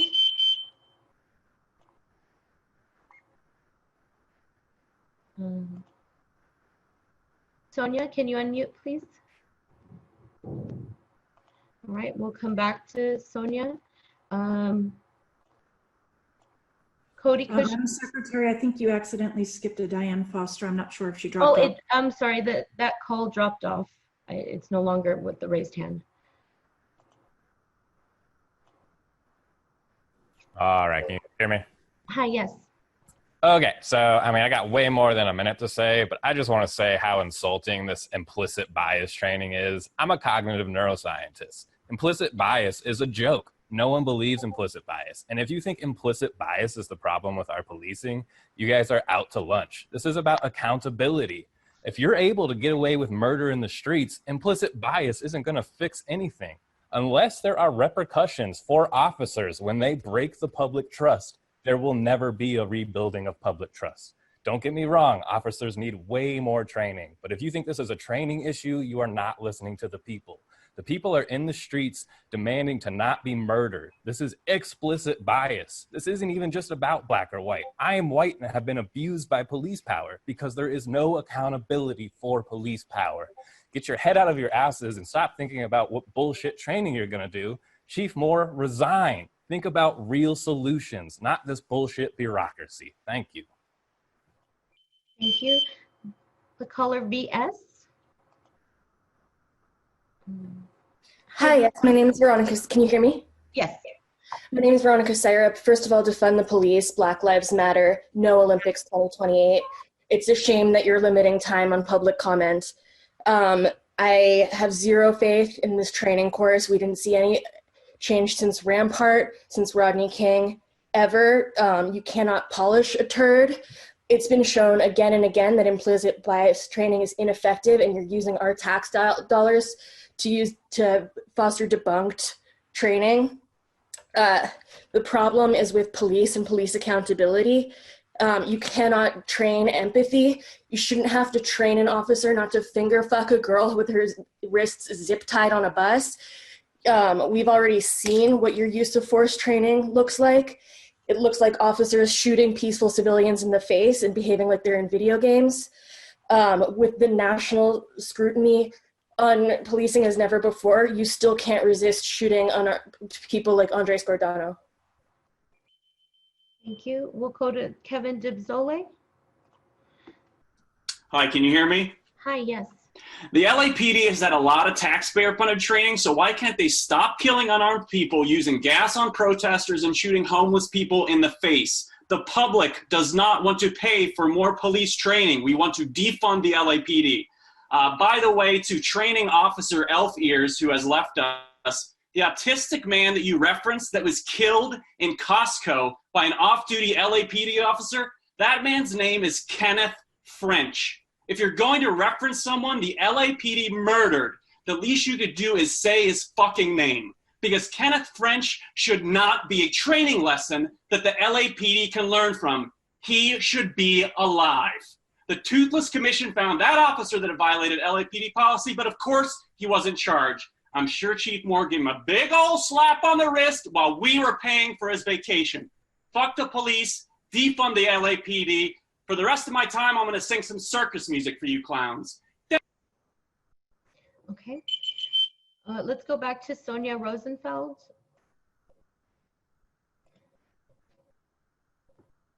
Sonia? Okay.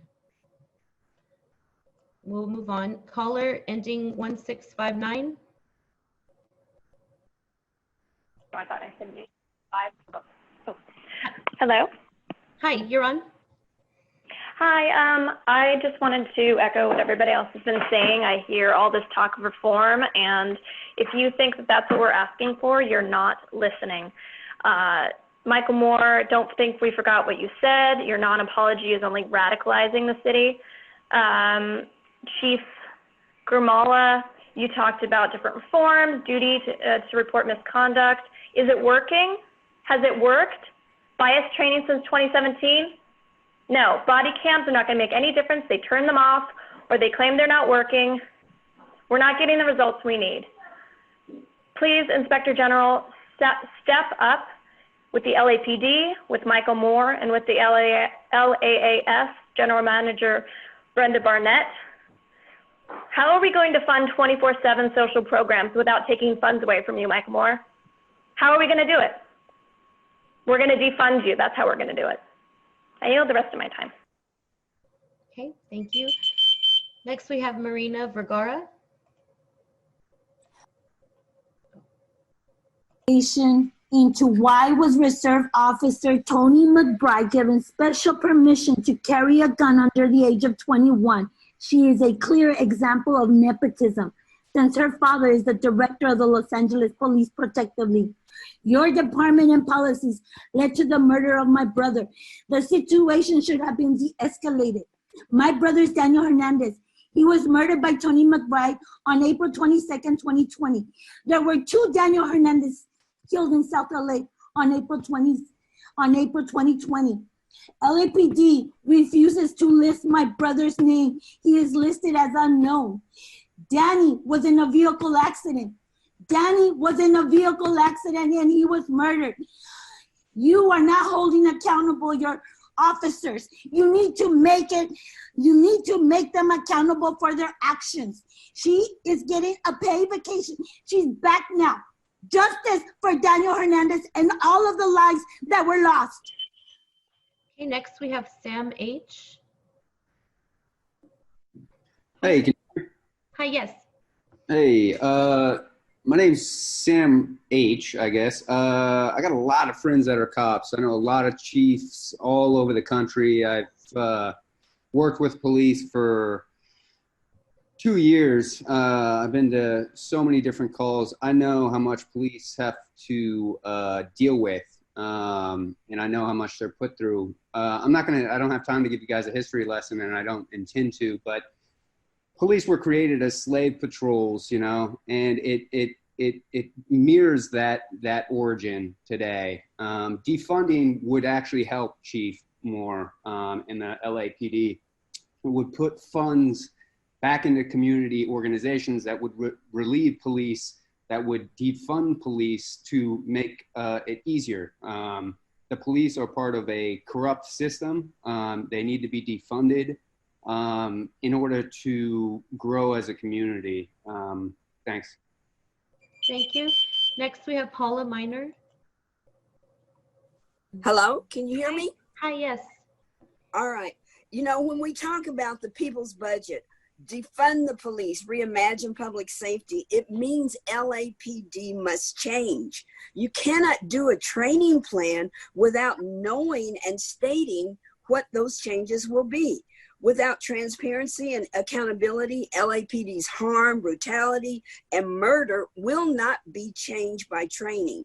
I think it's very, very irresponsible of LAPD and this commission to, again, ignore public demands.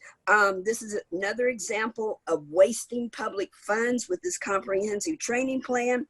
And for you all to approve a training plan on the agenda at this time, again, is what you've been doing for years, ignoring the needs, ignoring the demands of the public. This is unconscionable. And again, we say Chief Moore needs to go. He cannot lead LAPD into the future and into transformation. Thank you. Next, we have Megan. Megan, can you unmute, please? Okay. Hello. Oh, hi, Megan. Hi. So if you're at home listening to this hearing, there's a good chance that you probably care about defunding the police and getting killer cops out of neighborhoods so we can provide real public safety. But what you might not know is that LA is hosting the Olympics in 2028, which will undo any progress we make towards defunding the police. It will increase militarized, violent policing. The LAPD recently announced a 30% increase in LAPD officers in order to meet the security demand, as scare quotes on that, for LA 2028. So yeah, if we defund the police, we also have to make sure the Olympics do not happen in 2028 because anything good that happens will just be undone. Thank you. I yield the rest of my time. Thank you. Next, we have Gina Viola.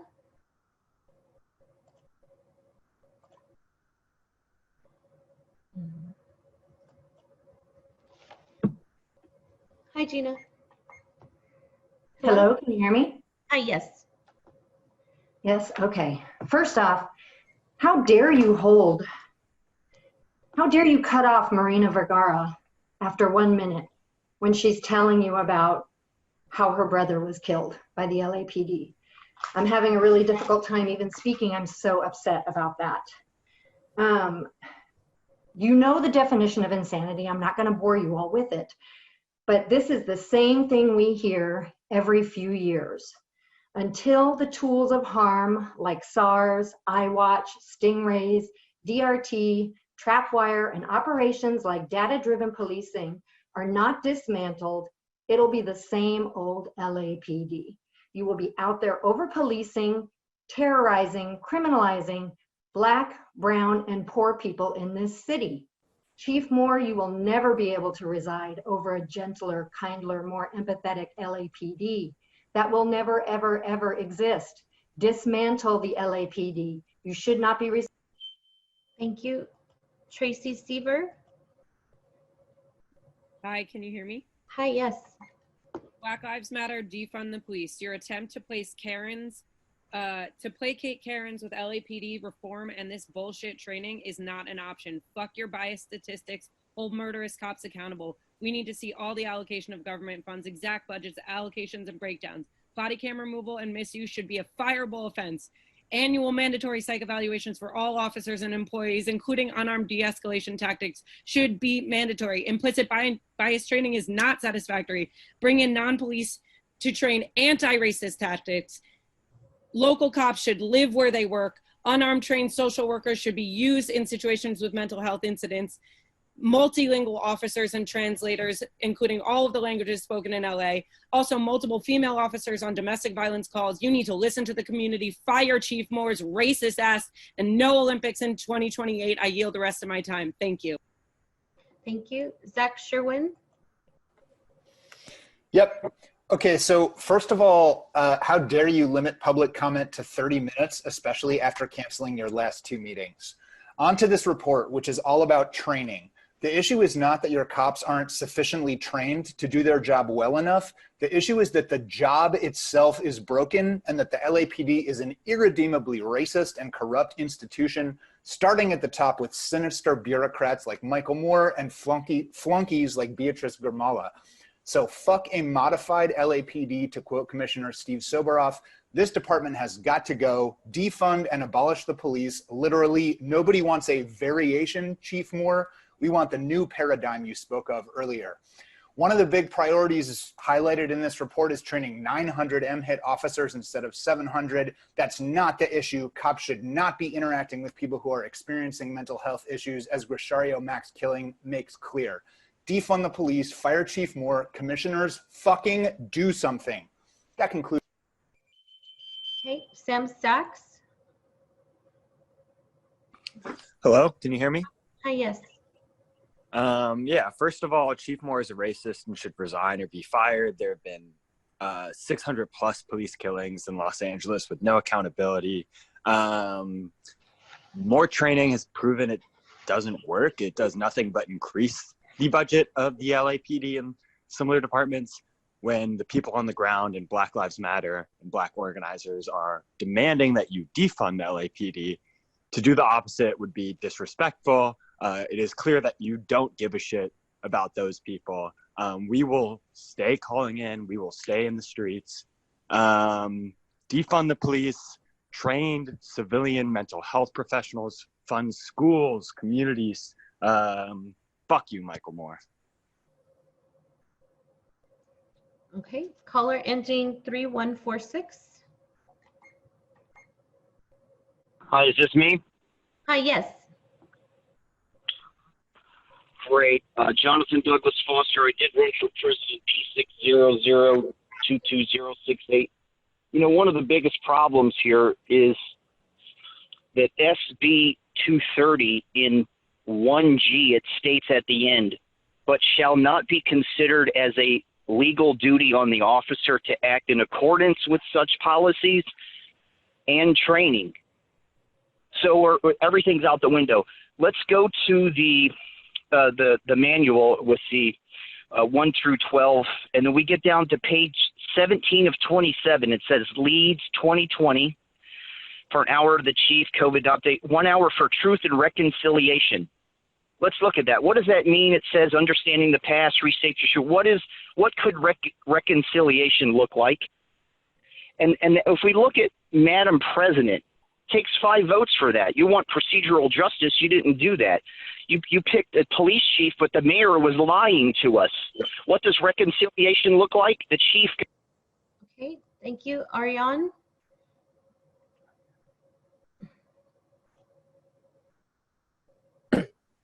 Is that me? Hi, yes. Hello. Yes, my name is Ariadne. I'm a resident of CD 13, and fuck the LAPD. Fuck you, Michael Moore. You are a racist thug. You personally oversaw the brutalizing of thousands of people in this city and the arrests of thousands of people for nonviolent demonstrations. You should be fired. In fact, you should probably be brought up on charges. Black Lives Matter, defund the LAPD. It is ludicrous that your officers can go get their own personal training in killology to murder more people. And there's nothing you as the police commission can do about that? Bullshit. You all should be spending every waking moment figuring out a realistic plan for abolishing the LAPD, unwind the entire organization, and start doing it now. The people have spoken. Support the People's Budget LA. No to the Olympics. I yield my time. Fuck. Thank you. Audrey George is next.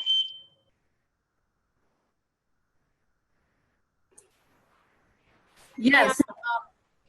Shame on you for limiting to 30 people. Everybody that wanted to should have a chance to speak on this. Regarding reforms for training and delivery, the references you've made to meeting with community members to get their input are infuriating, in that we know how carefully you choose who you invite to the table. Don't forget, you don't own the table in the first place. BLM does. Stop LAPD Spying Coalition does, and LA CAN does. It's not enough to give 40 hours of training so that people can feel they've been transformed. 40 hours, and then you send them out on the street again with guns. It's not enough.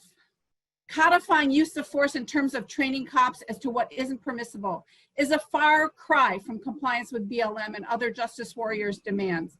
It implies that all other use of force is acceptable. We have no reason to believe in the legitimacy of a quality assurance work group using metrics to assess its successes, or use of force review boards, given how Chief Moore. Thank you. Caller ending in 4526. Hi, is that me? Hi, yes. Hey, I just wanted to say something like police reform only really works when the public still has any degree of trust or confidence in the police force. And right now, frankly, the Los Angeles public doesn't have trust in the police force when you feel like calling them is going to hurt more people than help. And we don't have confidence in Police Chief Michael Moore. He needs to be fired, and we can't even begin the conversation until that happens. I yield the rest of my time.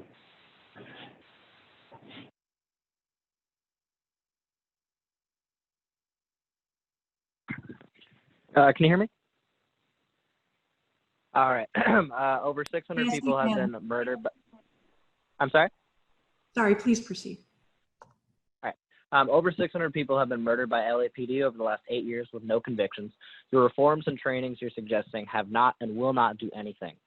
Decades of police brutality and terrorizing local communities has shown the LAPD and LASD are an unchecked violent gang, not a service dedicated to protect and serve their communities.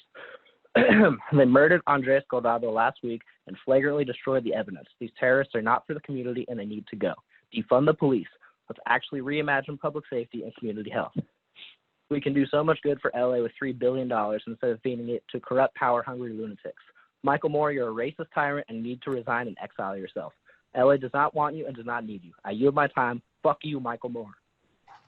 Thank you. Sophia Williams. Hi, can you hear me? Hi, yes.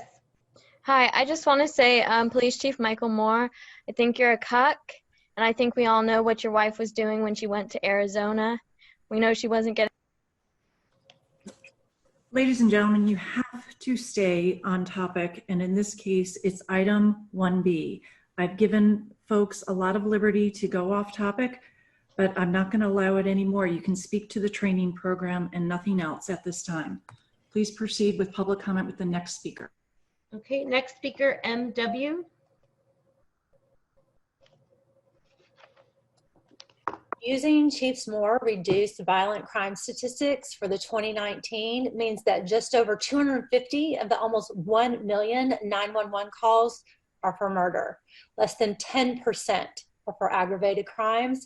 Chief Moore is stating that 1/3 of 911 calls are for services with mental health issues and insisting calling someone other than the LAPD. As we reimagine community safety, means that 300,000 calls for help is not going to be fixed with 40 hours of extra training, having theater students come and role play for officers, or having families tell their stories. LAPD hears family tell their stories every day on our streets, in our courthouses. LAPD hears their cries in our jails. We heard them here today when Daniel Hernandez's sister called, crying, begging for truth and accountability. They see their death directly. They are a militarized agencies. Militaries have. Thank you. Next, we have Danielle Jusset. Hello, I'm a Black woman and an LA native, and I'm gonna tell you a story that is related to the training. A couple weeks ago, an unhoused man attacked me on the street. I narrowly escaped locking myself in my car prior to him pulling on the handle several times. I didn't call the police because he was a homeless man of color who clearly had mental health issues, and I was scared that they would hurt or kill him if they even showed up. What was needed to prevent that incident from happening is housing and mental health services, something he was not going to get if I called the police in my experience. Had there been a crisis response team or social workers trained in mental health available 24/7 that I could have called, I would have. Police are not qualified and do not have the education to address these issues, and a work week of training is not going to fix that. On anti-bias training, look up the congressional use of force hearing. There are multiple experts who explain why it doesn't work. The conclusion, training has to be part of a wider program of change that engage decision makers in solving the problems themselves. This bullshit training plan isn't it. Get rid of the Cal Gang database and Michael Moore. He cannot lead us into the future. We need broad restructuring. Thank you. Next, we have Mitchell Fibernitz.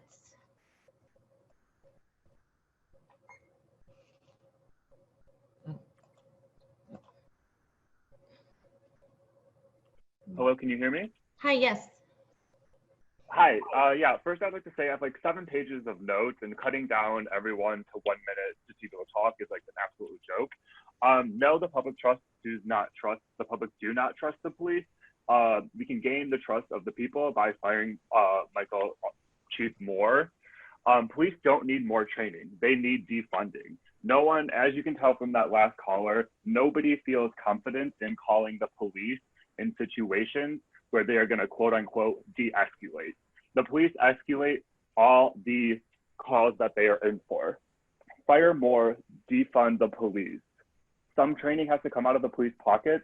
How many people actually do this? Why is that even necessary? There is no good coming from any of this. Mental illness is not a crime, and it should not be the police who answer calls to this by getting 40 hours of training. There are other public parts that could be able to help with this, not the police. Defund them. Thank you. Next, we have Jay. Yes, can you hear me? Hi, yes. Hi there. So I want to echo, first of all, the comments about racism. I'm actually an expert in racism, and I'm also a licensed psychologist. So what the neuro person stated was absolutely correct.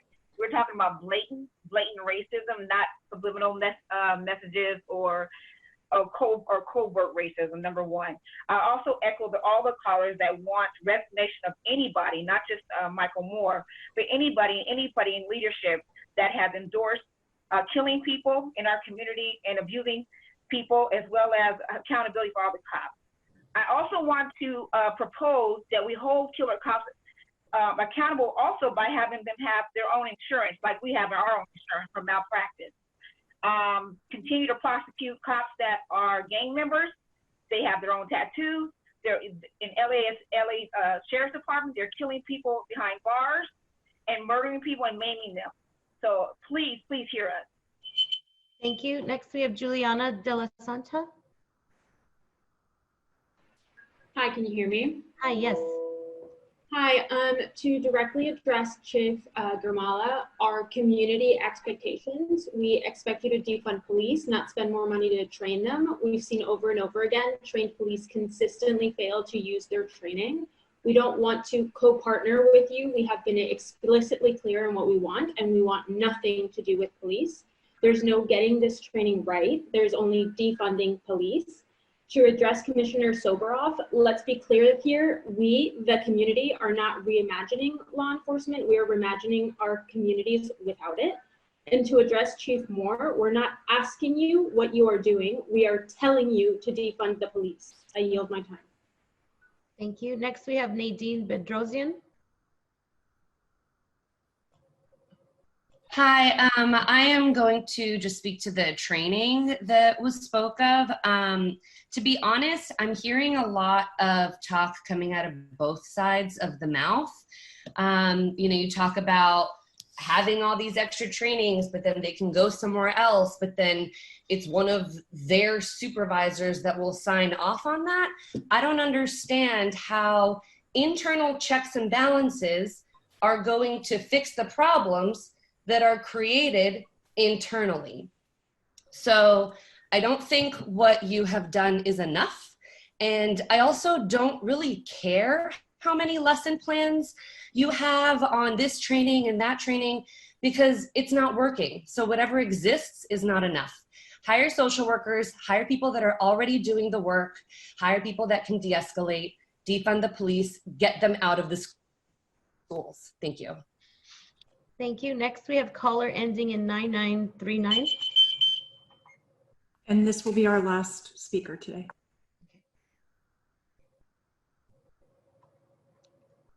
Caller 9939, you're on.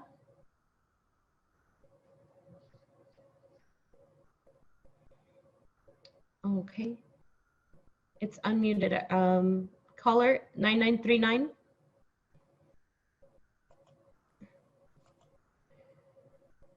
If you can't bring that person up, we'll have to move on. That was actually one more caller. We're over the 30-minute mark, Madam Secretary. So I'd like to move on the agenda because we are going to lose a quorum today, and we do have 3 closed session items. We're moving now to item number 2, the report of the Chief of Police. Chief. Good morning, Commissioners. And briefly, I'll give my significant event. Chief, I apologize. I'm very sorry. There is a requested action, but I got from the comments of the board that we're not ready to move forward. I would take it we would file the report, but not accept it. I think that was the consensus of the body, and to work on all the issues presented by the commissioners. Just commissioners, is that a correct commentary of our conversation? Commissioner Bonner? Yes, at least with regard to this item. Thank you. With respect to item 1B. So we will file it. Mr. Tifang, do we have to take a vote on that? I don't think so if we're just filing it, but sir? I get to adjust the motion. Hi, this is Carlos. My question is for, yes. You would need to take a motion and a vote on a receive and file. All right, that's what we'll do. I will move to receive and file. Is there a second? A second. Second by Mr. Bonner. All in favor? Aye. Very good. Passes 3-0. I have that correct, Mr. Soboroff, correct? And then we'll move to the Chief of Police report. Thank you. Okay, good morning, Commissioners. And regarding my remarks, I'm going to center on significant events on a couple different issues. First, yesterday, I want to report an in-custody death stemming from an arrest that occurred in North Hollywood. Yesterday, or actually the day before, the 21st of June at approximately 3:10 in the afternoon, a woman later identified as Eleonora Kubanski, a female white, 48 years of age, was arrested by North Hollywood patrol officers on a private person arrest for battery. She was transported to North Hollywood Station, and while there, it was determined that she was the subject of a named suspect on a felony vandalism report from May of this year. She was then transported to the Valley Jail section for booking purposes for the felony vandalism at about 6:40 at night. She was treated at the jail because she claimed she had a piece of glass or fragment in her foot. The staff could not locate that, but nonetheless, they treated her and approved her for housing there at the Van Nuys Valley Jail section. Yesterday morning at about 4:30 in the morning, Valley Jail section detention staff were conducting a Title 15 check. That's where we periodically check on the condition of those that are in her custody.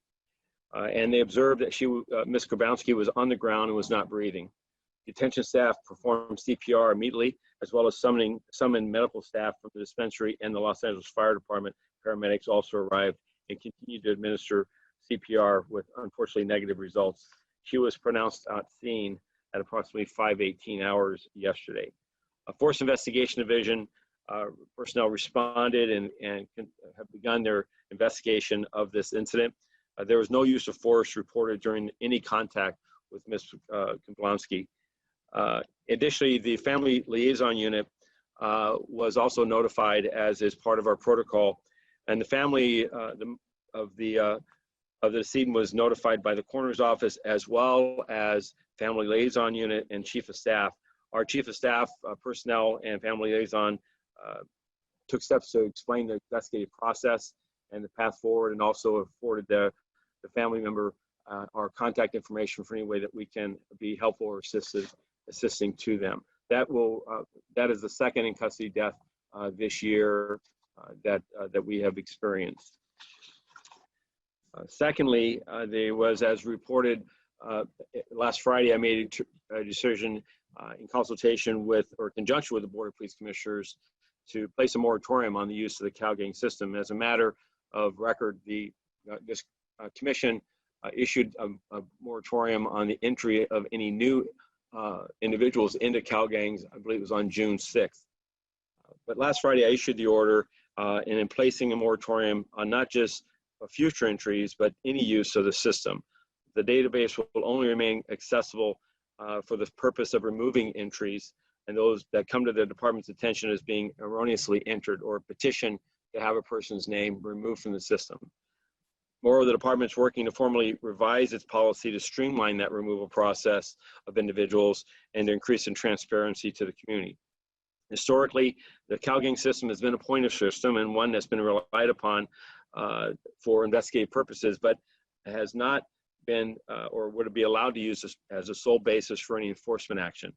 Based on recent audits and an ongoing complaint investigation, however, I've drawn significant concerns about the accuracy of the database, and the accuracy of that database has been called into question.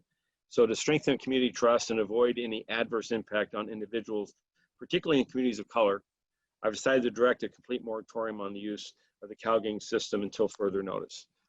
Certainly, I'll continue to work with this board as you've continued your examination of the use of the system, its utilities, and what controls and circumstances exist for its existence. Two other matters I want to report on briefly as far as significant matters. COVID-19. This pandemic has continued, and most recently, what I want to bring to the Commission's attention is a recent increase in the number of COVID positive cases involving department personnel. From last week to this week, we moved from 170 positive cases within LAPD to 206. This is a 21% increase and is about twice the rate of our historic rate of change over the history of the pandemic within the department. Currently, 144 of our sworn personnel have tested positive and 62 of our civilian. Now, I'm happy to report that many of those have returned to work, and we have nearly 1,900 of our personnel that have been tested. What we have seen increase in the last week to 2 weeks has been the positive test results. That number has crept up to just over 11.7%, and that is actually largely mirroring what we're seeing in the larger societal issue of the community, where testing rates involving people experiencing or being given a COVID test are increasing as far as a percentage of positive versus negative. Safeguards continue within LAPD with the issuance of PPE equipment, the expectation that all members of the department wear PPE whenever possible in public settings, as well as in office settings. Where our work sites continue to be have added sanitation and hygiene services made available by General Services, and we continue that in instances where we see a positive COVID test to do a more thorough and intensive cleaning in an effort to counter this virus. Additionally, before I move into crime, the last 2 weeks we've been quite busy with outreach and engagement activities. I want to report that, as Chief Grimala reported on training, we've been working with the NAACP and the 5 chapter heads to understand how we can better integrate our collective effort for in policing and building trust in our communities and removing concerns and perceptions and fears of policing as to its systemic racism of the past. Additionally, I've reached out and spoken with a number of clergy and elected leaders, as well as participated in a youth roundtable, appeared on KABC and KPCC. And in those efforts, it's been an ongoing, in many of them, instances of listening and hearing concerns, and then addressing, as far as a path forward, what the organization is committed to doing in further police reform, increasing transparency, as well as, critically important, the issue of accountability. This past weekend, I joined with the police chief in San Francisco, as well as in San Jose, in a 3-signature op-ed that appeared in the Daily News and other affiliates here in Los Angeles area, as well as in Northern California, talking about the importance of We Hear You, that we hear the need for for change within policing, for improvements in in our systems of accountability, our transparency, but also the merry way in which we go about policing. I was encouraged to see that LEPPL and other labor unions that have stepped into this discussion in a matter of voicing support for reforms and for needed reforms. Lastly, before I move over, or before I finish my remarks, I want to talk briefly about crime in our traffic, as well as personnel strength. Relative to crime, we continue to see a year-over-year decrease of violent crime, with the exception of homicides. Year to date, as this past Saturday, we had 128 homicides versus 121 last year. That's an increase of 7. This largely stems from an increase that occurred in January and February. We saw the actual number of homicides decrease in March, and basically it remained flat or stable for the last 3 months. Overall, for the year, we have a 7.5% reduction in violent crime. That's nearly 1,000 fewer violent crimes in the city of Los Angeles. And our overall Part 1 crime, we have an 8.8% reduction. And over a 2-year period, that's a 13% reduction.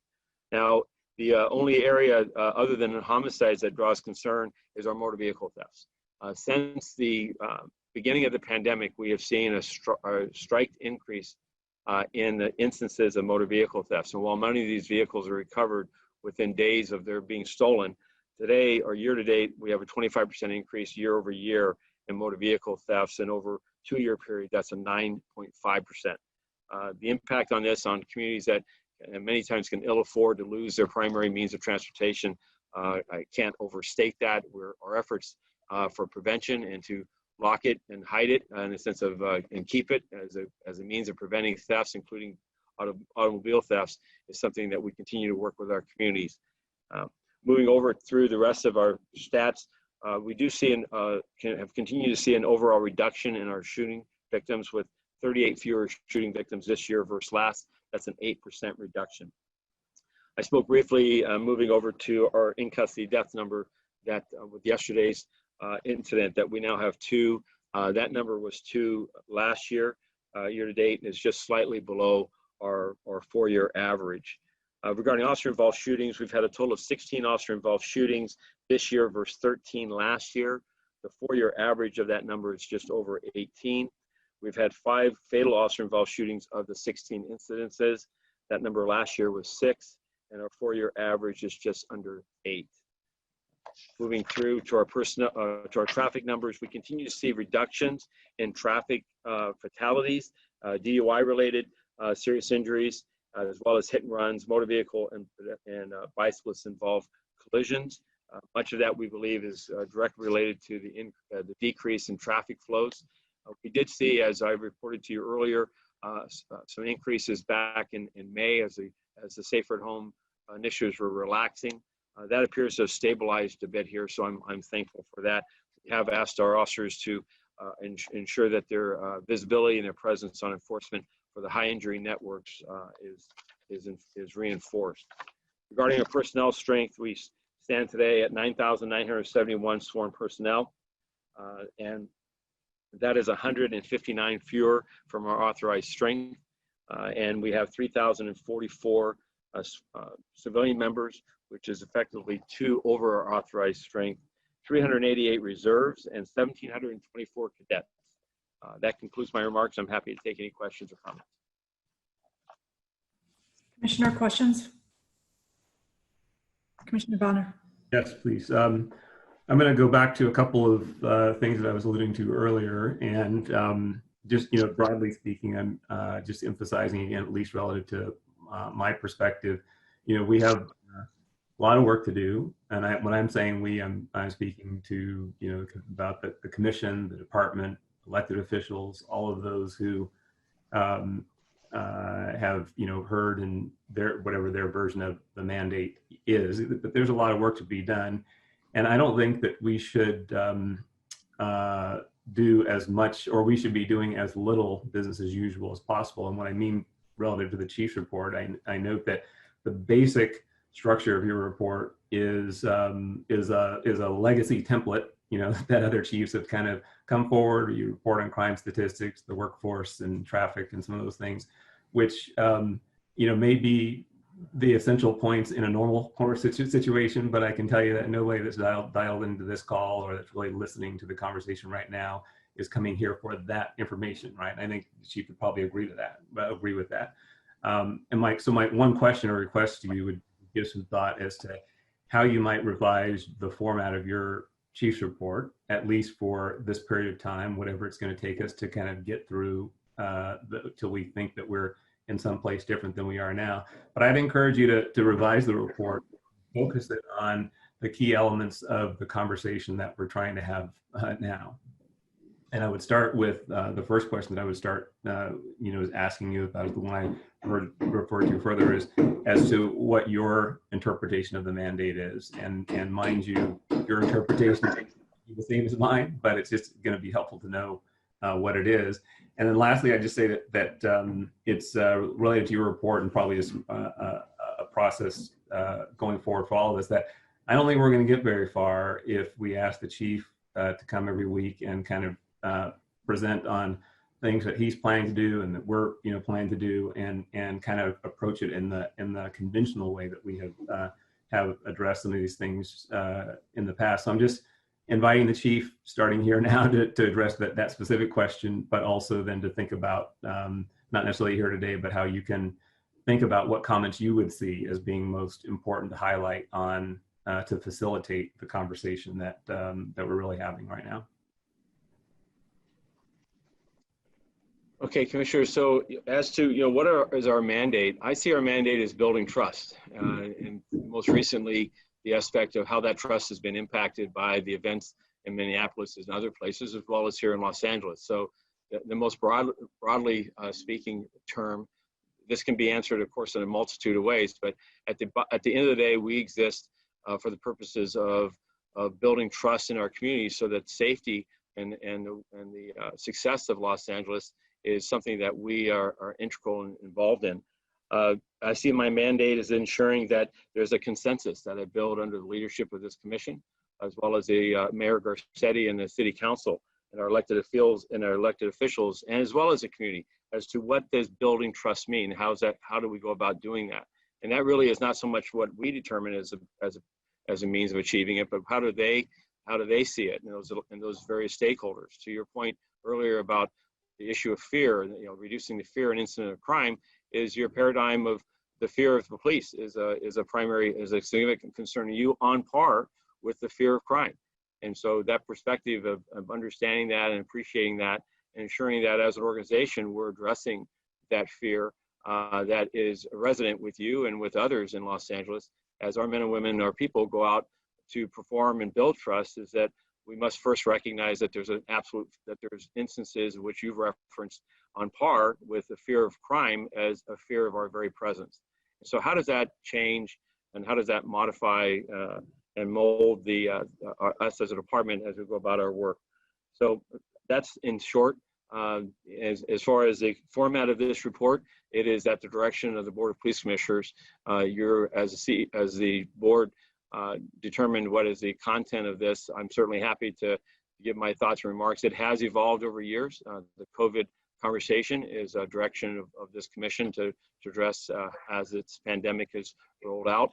The recruitment and aspect of our personnel strength has been matters that have been a great concern to this commission, as well as the chief and prior chiefs, and it will, going forward, continue to be a pressing matter. I think crime, as well as significant events, what the chief's involvement is, and commenting on significant events over a period of time from one meeting to the next, I think is something that I do believe the public is interested in. I know that this body, which has its challenges, its requirements of the Brown Act, as far as what communications with the chief as a body you can engage in. I think it's a format in which it's an effort to address the needs and perspective, and also hear back the perspective of the commission. Thank you. And fair point. I think I would just invite, in whatever appropriate context we're capable as within the Brown Act, to just invite that conversation amongst the commissioners, as well as to others may or may not agree with what I'm saying, but I'm just saying that I think that given where we are now, what we're trying to do, there is some value in further refining the points of them. But let me ask you before I turn it over then, since you mentioned building trust as kind of the key element of the mandate as you're hearing, what is your thought on the points I was making earlier about, I'm aware that there's been progress made, in the department and this department and others. There's been a tremendous amount of progress in response to things happening, over time. But I did, was reflecting on the fact that that in, at least as I'm aware of how things have evolved, that every 10, 12, 13 or so years, there is either a major uprising that leads to a commission or a consent decree or something that then yields some of the ideas and things that many of the things that we're focused on even now were products of the consent decree and other kinds of similar discussions, not exclusively, but I'm saying many of them. So what is your thought on that basic issue of the trust that the public should have, that the conversation that we're having now will lead to change that is any more transformative or long-standing than what is your thought about that? I'm sorry, so you faded out a bit. My thoughts on trust and the public's trust. Basic question is, why should they trust us now? I'm saying that there's been a number of situations in the past in response to a consent decree or a Muslim uprising. Sure. There's been a list of things that we've that the process has generated incremental change. I'm just asking on that issue of trust, why, if you're sitting on the public side of this, or the community, right, community in particular, what is it that you're prepared to do now, or that you're doing now, that you think warrants any degree of trust this time than what we've seen in the past? So I'm an absolute believer that we have seen an evolution over time and an improvement of policing in Los Angeles. I think we've seen we are a much safer city today than we were in the last 20 or 30 years. We're a department that's made up that is reflective of the diversity in our community. And I think that the public, as a department, we need to do a better job of talking about our path and what we've actually achieved. When I look back in the immediate aftermath of the Christopher Commission report, we had 46 minority officers out of lieutenants and above. That number has changed dramatically. Our representation at all ranks of the organization is much more reflective of our community. And that was a part of the needed stated change in policing, was that this department was primarily male Caucasian. And we need to have greater diversity and greater gender. I think there's a whole number of Christopher Commission report items and chapters, if you will, that we could spend a great deal of time on looking at the progress that's been made since that period. But I also look at back the last 10 years, just look at the progress we've made since then. And we've seen not only continued reforms, but we've seen increased, that those reforms have shown real results. Body-worn videos, the accountability systems, the narrowing of our use of force policy, strengthening accountabilities on the part of actual actions by this Office of the Inspector General, as well as by the Board of Police Commissioners. Those are all efforts that, well, I'll say frankly, that there was no Officer Inspector General in the early to mid-90s. And certainly the relationship between the Office of the Inspector General and the department was at great odds. And that's not the case today. So I choose to look at matters as a department, as a leader of this department that says we're not where we need to be. And we do need transformational change, and we need to be transformational leaders. But I also believe that the rank and file, the morale of this organization is dependent upon also being recognized for what changes it has done and what investments it has made to build trust and to ensure that Los Angeles sees that its values, its core values, are critical. I'd just remind you that even core values didn't exist in the Christopher Commission.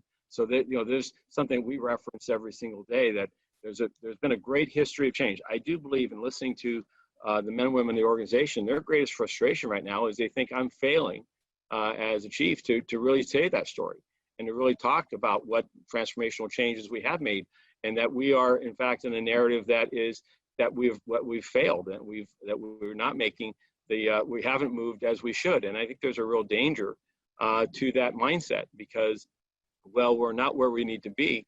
I think we need to positively reinforce areas that we have and be recognized for the achievement. When we look at 26 officer-involved shootings this last year, and we look at 11 fatalities, 2 of them involving African Americans, those numbers over the course, just over the last 5 years, are dramatic improvements. Are they where they need to be? Absolutely not. But you look back to 30 years ago, that number was over 100 officer-involved shootings.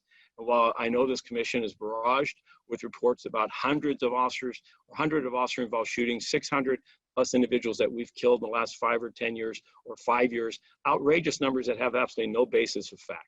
So I think as a department, you know, what I worked with as a chief is to establish a tone that is that's productive, that is building, and that says one of our core 6 values is quality through continuous improvement, and absolutely recognize that we have failures and setbacks, but we're committed to reform. And why today? Is it going to work? Because we're committed to making it work. And we're committed to ensuring that we invest in the types of change that are necessary so that we don't revisit this. We don't have to revisit this, and that 10, 15, 20 years from now, we do have a success that is lasting. I think just 2 quick comments, I suppose. One is that in the cycles that I'm referring to as well, clearly it was not simply the chief of police who was stepping forward to make those commitments. And in fact, there were in some of those instances, the chief was actively resisting some changes. So I certainly, that's why I don't think it's certainly not my perspective, and I don't think it's going to serve the effort well to simply say it's the chief of police. Obviously, you have a major role in the culture and accountability and all those things that you're responsible for. But I don't think that I think there's a potential by putting too much focus simply on the chief, that we then let some others off the hook, including myself and others who have some responsibility to help address the situation. So I certainly wouldn't say that it's only the chief, but I'm going to continue to have some of this conversation because you're clearly in the middle of it. I'd also, since you referred to the morale in the department, I think it's important that in some of the conversations I've had, I haven't had a lot of conversations with line officers in the LAPD in the last few weeks. It's been a very challenging opportunity or time to try to do that, but I have talked with other officers at other departments around the country, and certainly understand one thing that I think is important is to help a number of officers also to help that workforce understand how they should be thinking of the conversation that is ongoing today. And I don't see it as solely a question of who's racist and so on and so forth. That's an element of the conversation. I think they need to understand that they're part of a system that historically and continues to produce a racist result. That's the issue. That's the issue as I'm seeing it. So it's not a question of who's pro-cop or anti-cop or the mentality or the psyche of any individual police officer. It's the fact that we have a system here in Los Angeles, in California, and nationally, that even if everyone were complying with the rules, the result is still unacceptable. And they have an opportunity to actively participate in transitioning that to a new and better system for them and for the public and the communities they serve. And so I want to do all that we can as well to make sure that we are not letting the workforce devolve into the us versus them, or to see this as an overly personal exercise because you're talking with people who've signed up for a profession, a career, and so on that they have a lot invested in. And they need to see this opportunity to help transition a lot of things that they are doing now that they weren't trained to do. This is an opportunity to get that some of that somewhere else. And nobody's debating that they have a very important role to play in ensuring public safety and major elements of that. But I think it's up to the leaders in the process, the chief, the board, and others, to help better define really what that means. And that's why I continue to reflect on what we all mean by what we're really signing up to do, because the more clear we can be, the more clear we can be with the workforce and helping them understand how they fit into it, and the more clear we can be with the community and our stakeholders in the commitment that's being made and that we are all signing up to be accountable for as well. So with that, I just ask you to reflect a little bit on all the above and think about as we allocate a portion of our time every week to your report and the conversation, how we can keep the focus on the basic elements of the core conversation. Thank you. Absolutely.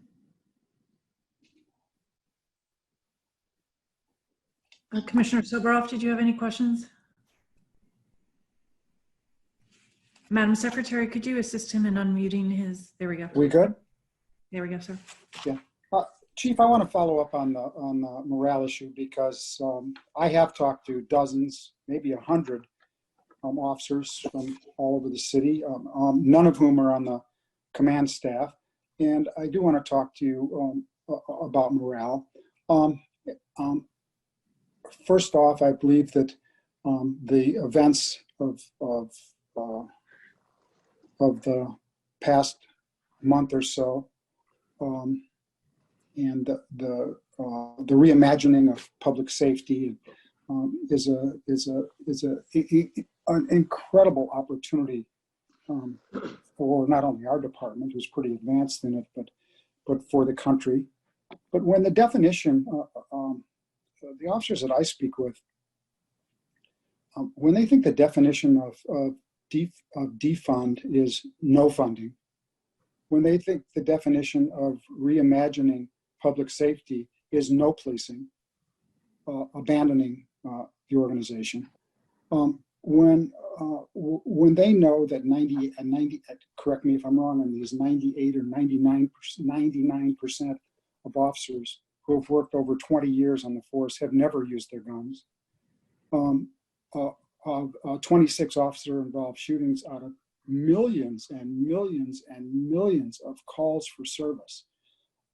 If there are millions and millions and millions of calls for services, say these officers, somebody's thinking that law enforcement shouldn't be abandoned.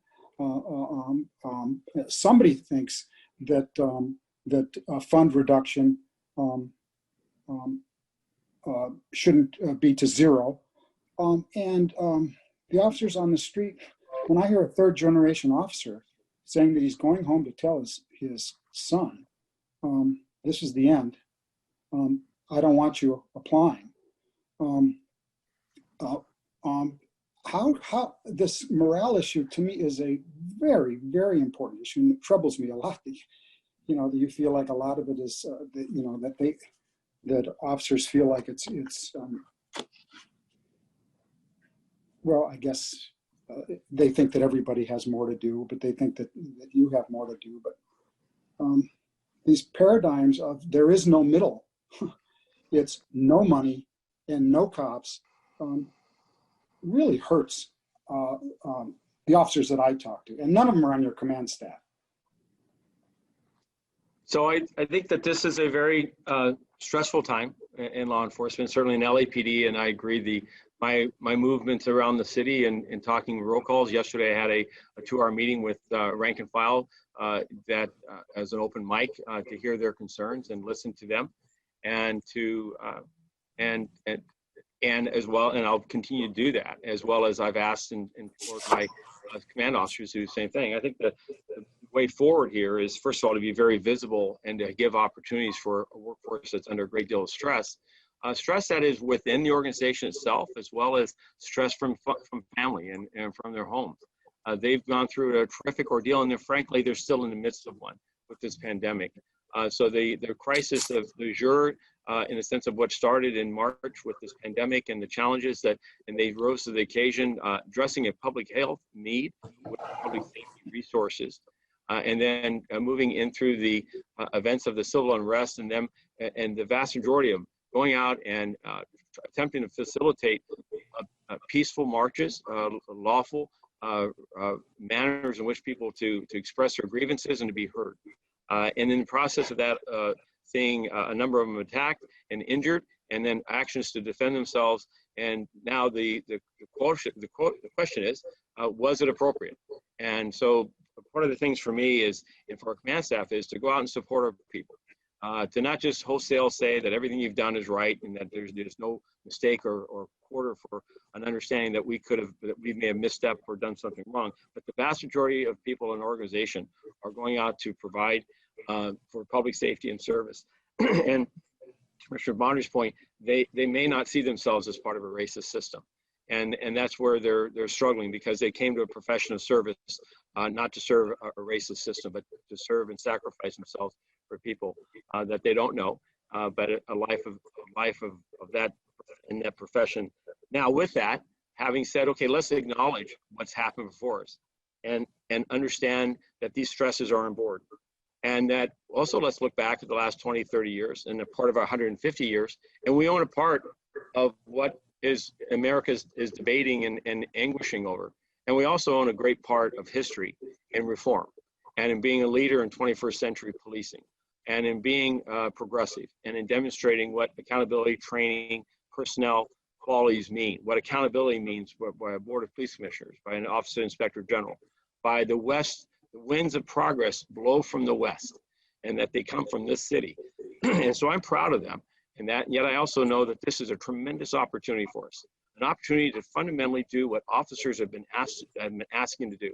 It's why are they handling mental health calls? Why are they engaging in homelessness outreach and supportive services at all times of the day and night? Why are they the ones left to find the shelters? So I think that this is what I am asking our people to do, is to imagine that this is, to Commissioner Bonner's point and others, this is an opportunity to change and to challenge and say, what's different today?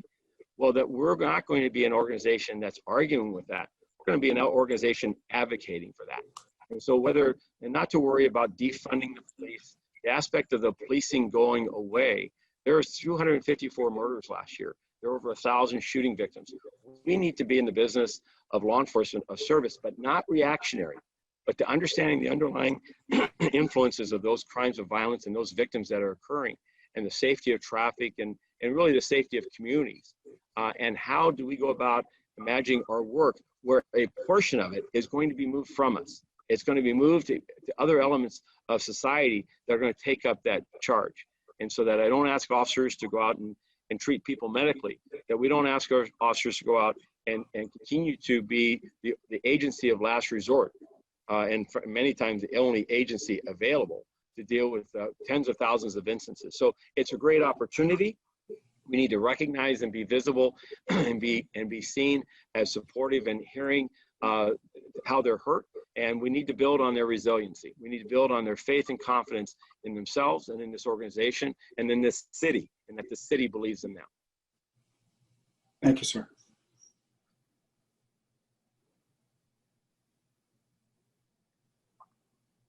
Anything further, Commissioner Severov? No, thank you. Thank you.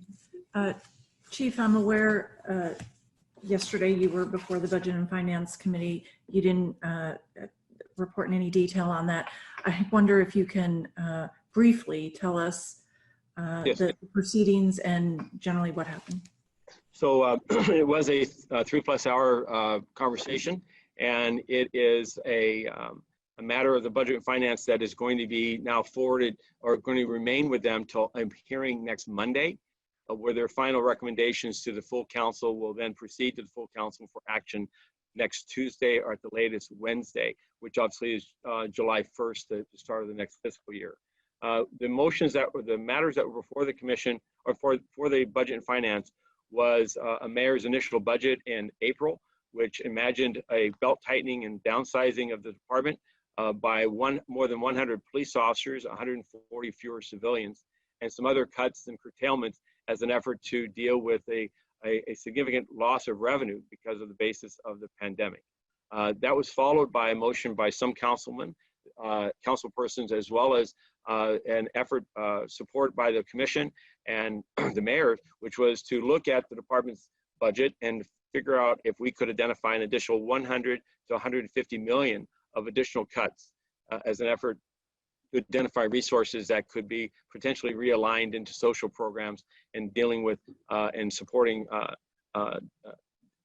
particularly Black community, the communities of Los Angeles that have seen the harshest impact of social injustice and racial injustice. So yesterday, the conversation was a series of A through L recommendations of what would achieve ultimately 150 million. What was approved by a 4-to-1 vote was an additional cut of $133 million from our budget that basically entailed the reduction of 140 civilian personnel, a deferment of furloughs for potentially 3 months into the fiscal year as a means of protecting the downsized civilian workforce because of the essential duties and functions that they're engaged in the department operations, and also to minimize a requirement that I would have to backfill those vacancies with additional police officers, and then a reduction of hiring, which would result in a reduction of approximately 350 personnel within the Los Angeles sworn ranks. Our current authorized strength, as I mentioned earlier, is 10,106. The mayor's proposed budget was to reduce that to 10,000. And this amendment, or this motion that was brought before the before the city budget hearing and was adopted, added an additional 251 to that. So an overall reduction of 350 plus sworn members of the department. And so as an organization and as a leader of it, I petitioned for us to remain with the existing budget that the mayor proposed. Last item was that the Budget and Finance also took an initiative that would change our use of overtime from a cash compensation to a deferment, which is basically that you would bank or have compensatory time that the officer could then take time off later at a later point at the department's discretion, or the officer would be compensated in cash at some later point with the availability of potentially FEMA money or CARES Act or HEROES Act federal funding that the city could then realign to pay for those expenses, or at some later point at the city's with what the city's based on what the city's financial conditions were. I am happy to report that the motion that was supported did include additional staffing for the Office of the Inspector General, as well as a couple of other critical areas such as our Deputy Chief for Technology and a few of our grant writers. So we did see support for those, which I'm thankful for, because I believe both where we're at today in regards to the needed reforms and accountability, staffing for the Inspector General's office, as well as these other small additions. But overall, it is a very fiscally challenging budget, and one that creates operational demands on us as far as how we will adjust to 300 plus fewer sworn members that are not working in a field assignment. And those are, now this matter is still subject to further action by the Budget and Finance Committee, as well as action by the full council, and the adoption or actions by the mayor as he receives the approved budget by the city council. All that will occur in the next 8 days is the anticipated glide path. Thank you, Chief. With that, let's close public comment and move to public comment. Madam Secretary, how many people are in public comment queued up? Yes, we have 24. All right, set the clock for 1 minute and let's proceed through the 20. Okay, first we have Zach Sherwin. I'm here. I don't care who's in charge of the tech on this call. You guys need to stop unraising the hands of people who want to make public comments. It happened to me, and I know I'm not the only one. Figure it out. Chief, you said you put a moratorium on the CalGang database to, quote, build community trust. Too late, man. That moratorium doesn't do anything for people who have been already impacted by being put on that database. You need to go back and make reparations to people who are impacted by that designation. Look into the hundreds who were falsely designated as chronic offenders. Commissioner Bonner offered you an opportunity to speak more meaningfully to what's happening right now and what's going on these calls, and your response could not have been a less substantive meeting of the moment, to quote your enabler, Eric Garcetti. Ironically, he was asking you to speak more meaningfully instead of just spewing out further boilerplate, bureaucratic euphemisms.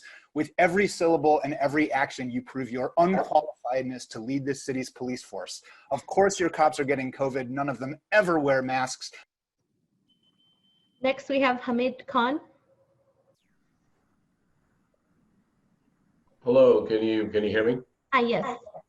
Yeah, I think this is almost like, I didn't get a chance to speak at the last item, but it's almost like sitting through John Mack's police commission meeting back in 2009, 10, Matt Johnson's police commission meeting in 2015, and now Eileen Decker's, because it's the same old abstract conversation about implicit bias and de-escalation and various other forms of training that on and on and on and on and year after year that we hear.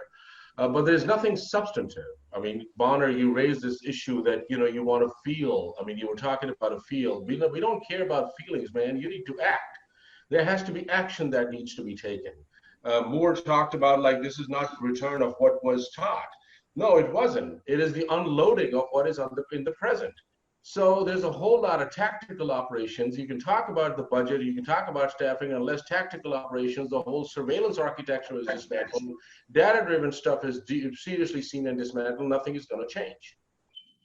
Thank you. Next, we have Adam Smith, followed by Gina Viola. Hi, can you hear me? Hi, yes. Steve, you see how quickly I unmuted myself? It's not that hard. I know that Mr. Khan's only been coming to this commission for like 13 years, but his name's Hamid, not Hamid. You might, catch on to that one of these weeks. Anyway, wow, it's been 3 weeks.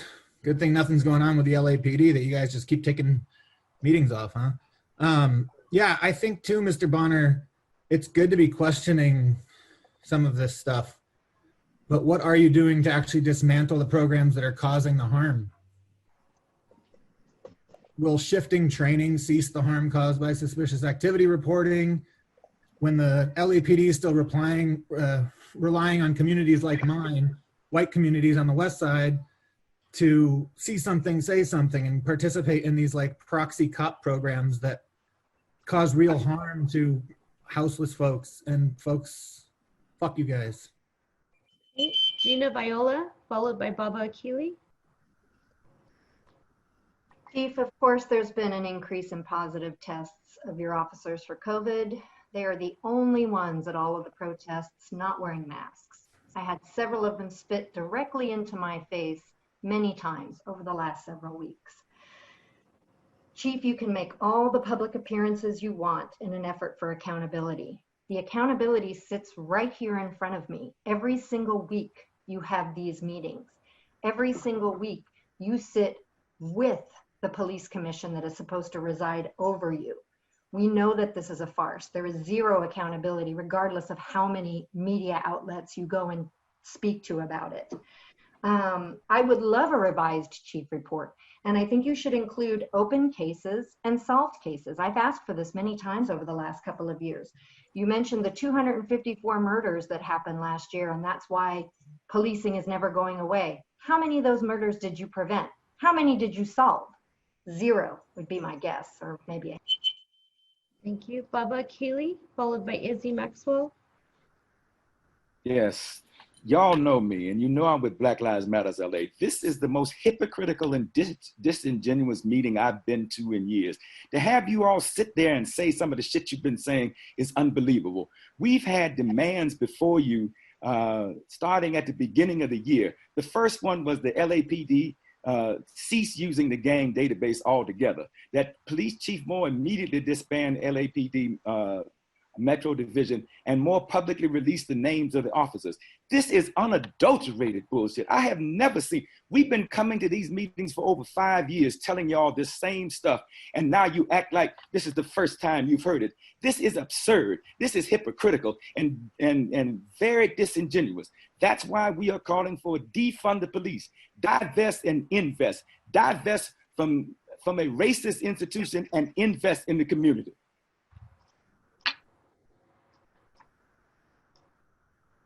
Okay, thank you. Izzy Maxwell, followed by Jose. Hello, can you hear me? Hi, yes. Thank you. First, could I ask Commissioner Soboroff to please not read your phone while I'm talking? You've been doing that constantly during all of the comments, and it's extremely disrespectful, which is a great jumping off point to talk about trust. It seems like there's really two different conversations happening right now. People are calling in and saying some incredibly articulate things, and for the most part, it seems like they get completely ignored. I don't even need to say what my political opinion is. I'm just going to make the very simple observation that it seems like none of you are listening. You're all supposed to be leaders. You're supposed to be serving your communities. All of the calls in the last section had a very clear message, and that was not discussed. You guys are having a completely different conversation. I think if you want to be leaders, you need to step up and actually represent the public. And on that note, defund the police. Thank you. I yield. Thank you. Jose Huizar Jr. Yes, hello. This is Jose Huizar Jr. It's a very good report. Unfortunately, today, they arrest my father, Councilman Jose Huizar. I'm very sad to report today. All right. The record should reflect that that was Mr. Wayne Spindler, who frequently calls and never speaks on subject, and who does not discuss any of the significant issues before the Board of Police Commissioners. Please call up the next caller, please. The next speaker, please. Okay, Audrey George. Chief, are you checking to see if the new positive COVID tests involve officers who've insisted on interacting unmasked and in close physical contact with protesters and others? Chief Moore, how dare you insinuate that carefully researched statistics are made up by community members just to make you look bad? You are the #1 most murderous city police force in the country, and you still want to pretend to have pride in your record. PC is failing and must adjust to the reality that defunding will happen, no matter how much the chief is entrenched in corrupt city politics. PC and OIG failures are in large part why people have given up on hope that civilian oversight will or ever could harness the rampant racism and brutality in LAPD. What your reform training still leaves in place are the same tactics that are driven by counterinsurgency, that are based on LAPD's intrinsic belief that all Black and brown people are potential criminals and terrorists. And it is that thinking that will always inform police interaction. Thank you. Opulent Ghost, followed by Carly Drabot.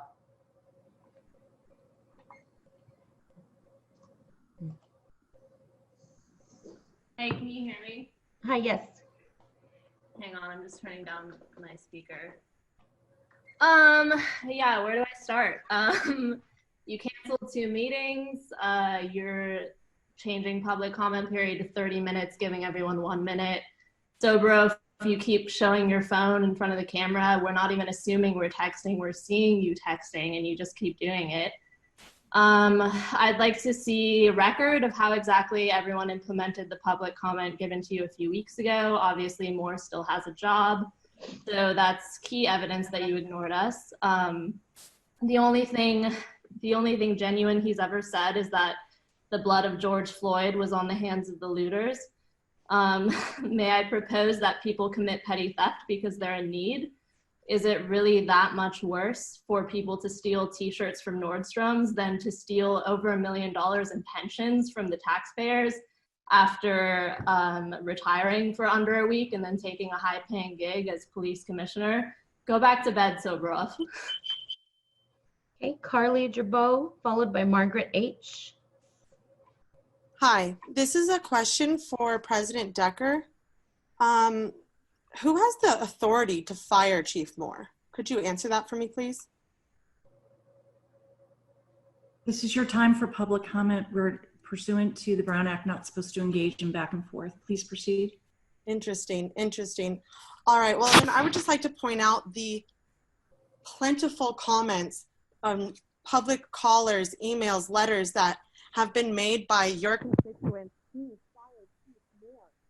You cannot move forward with any of this in a respectful manner to the LA citizens if you do not remove him from office, especially after he stole $1.27 million from the LA citizens in a fucked up retirement scheme. What the fuck was that? He needs to be fired. He does not need to step down. He needs to be fired and lose his pension. Okay, thank you. Margaret H.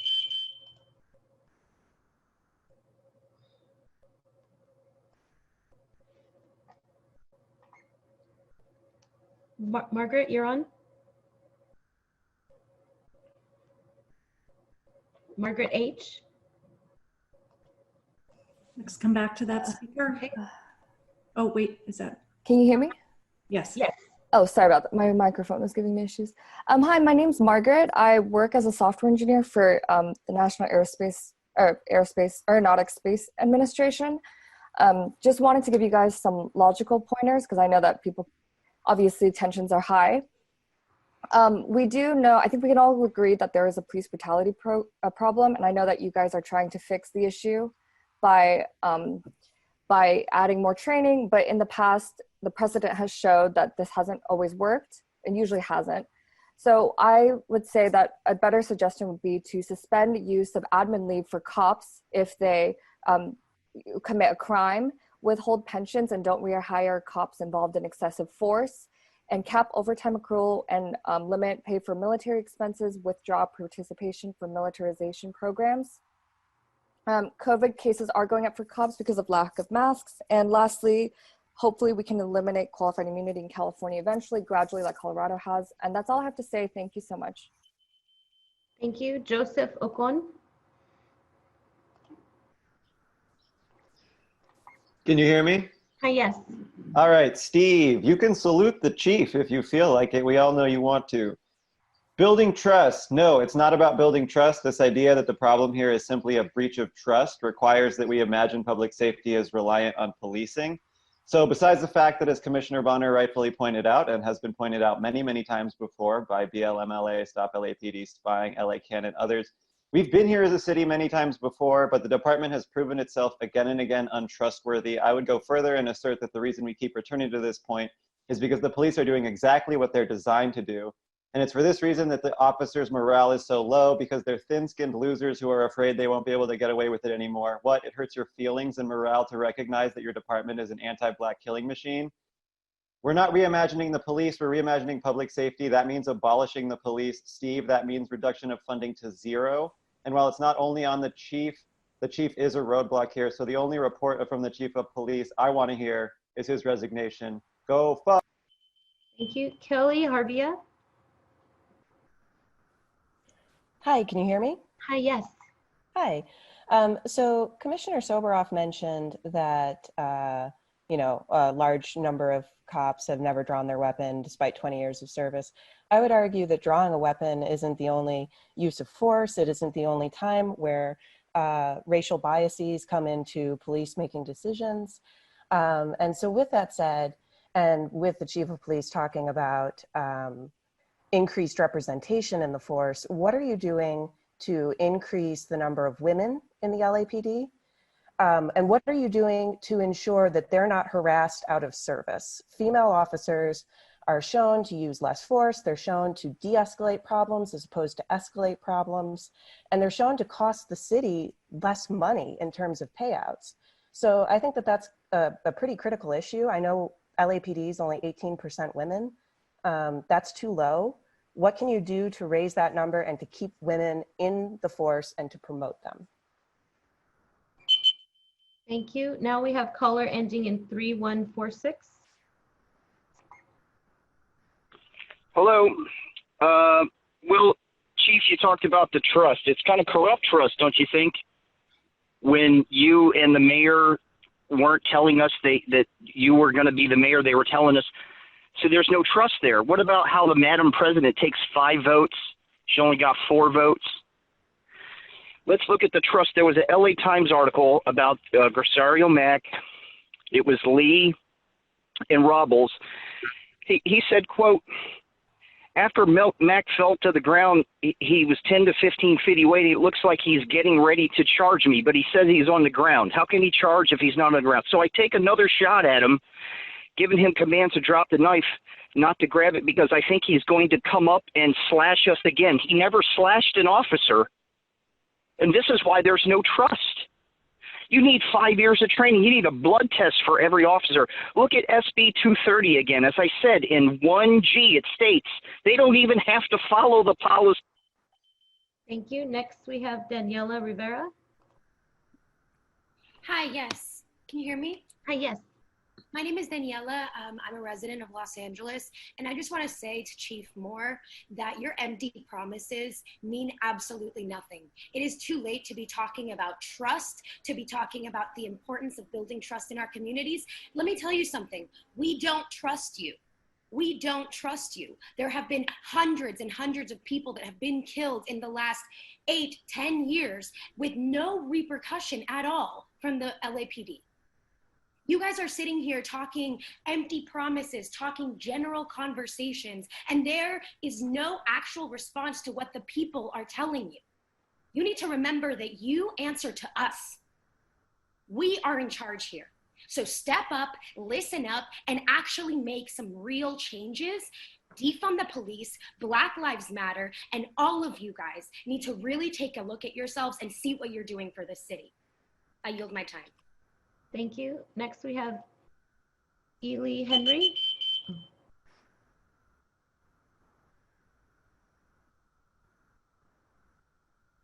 Hi there. Can you hear me? Hi, yes. Excellent. You need to give 3 people at a time, by the way, because otherwise we have no notice.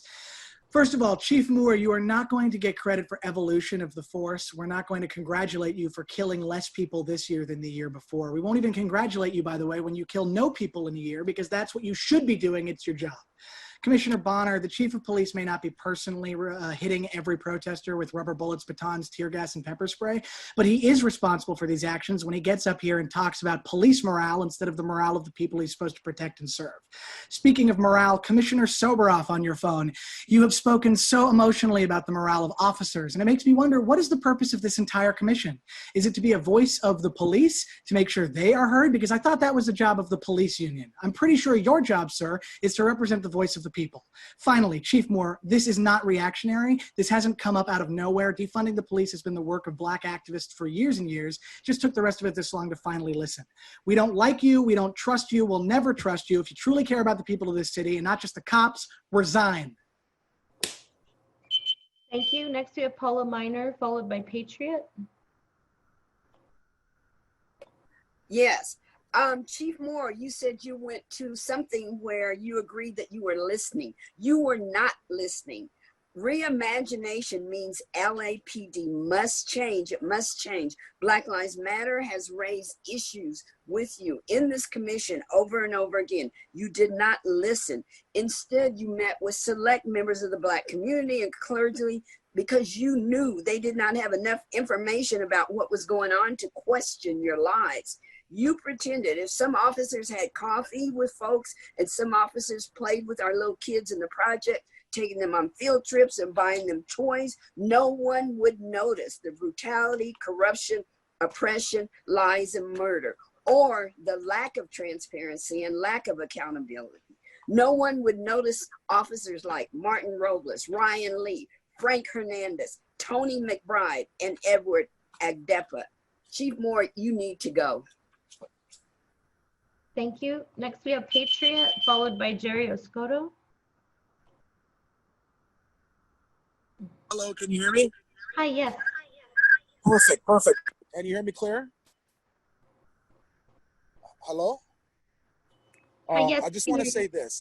In regards to tactical communication, this sets a culture of us versus them in war. Instead of crisis communication, which is de-escalation term used by therapists and counselors, we have trained assassins being learned about tactical communication. Look at the word tactical communication. Command and control training. The name alone proves what the training is all about, regardless of how you try to articulate it. The biggest thing I want to talk about is the redlining that's happening right now in the United States with Blacks and Browns people. I did a FOIA, which is a Freedom of Information Act, and it gave me pretty much 424 approved permits for concealed carry licenses have been approved in LA County. That is the biggest form of tyranny I've seen in my whole life. 424 approved permits. What is that? What is that? Next thing you know, why is there no black cops, a lot of black cops in regards to the department? Let's think about this. Thank you. Jerry Escoto, followed by Debbie H. Hi, can you guys hear me? Hi, yes. So I'm going to speak on blockchain technology and how that can help us move forward and with the voting process, so you guys can actually help people through all these situations. So how do you know that anything will actually get done? How do you know that promises will actually be kept? With blockchain democratic process, promises can become actions.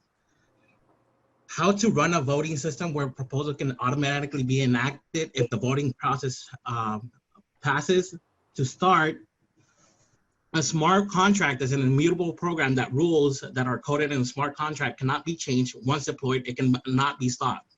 A smart contract can also trigger actions on other contracts. For example, a contract can trigger another one to release funds to a certain account or to someone to give permission to execute certain transactions.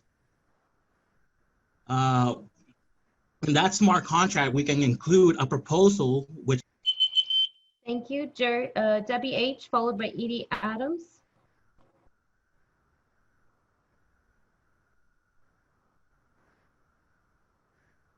Debbie H., can you try unmuting on your end, please?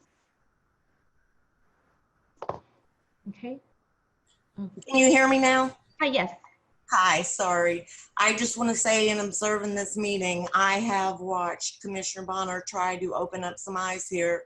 I have watched Commissioner Soboroff shut people's eyes, and Michael Moore doesn't have a clue. I just want to say that I would love for you guys to listen to Commissioner Bonner more, just in observing this meeting. I also want to say that people who have called in know more than you do, than any of you do. Please listen to the people. This is all I want to say. Thank you. Thank you. Edie Adams, followed by Randolph Zuniga.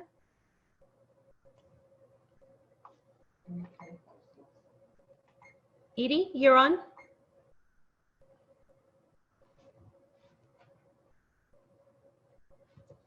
Edie Adams. Okay, we'll come back to you.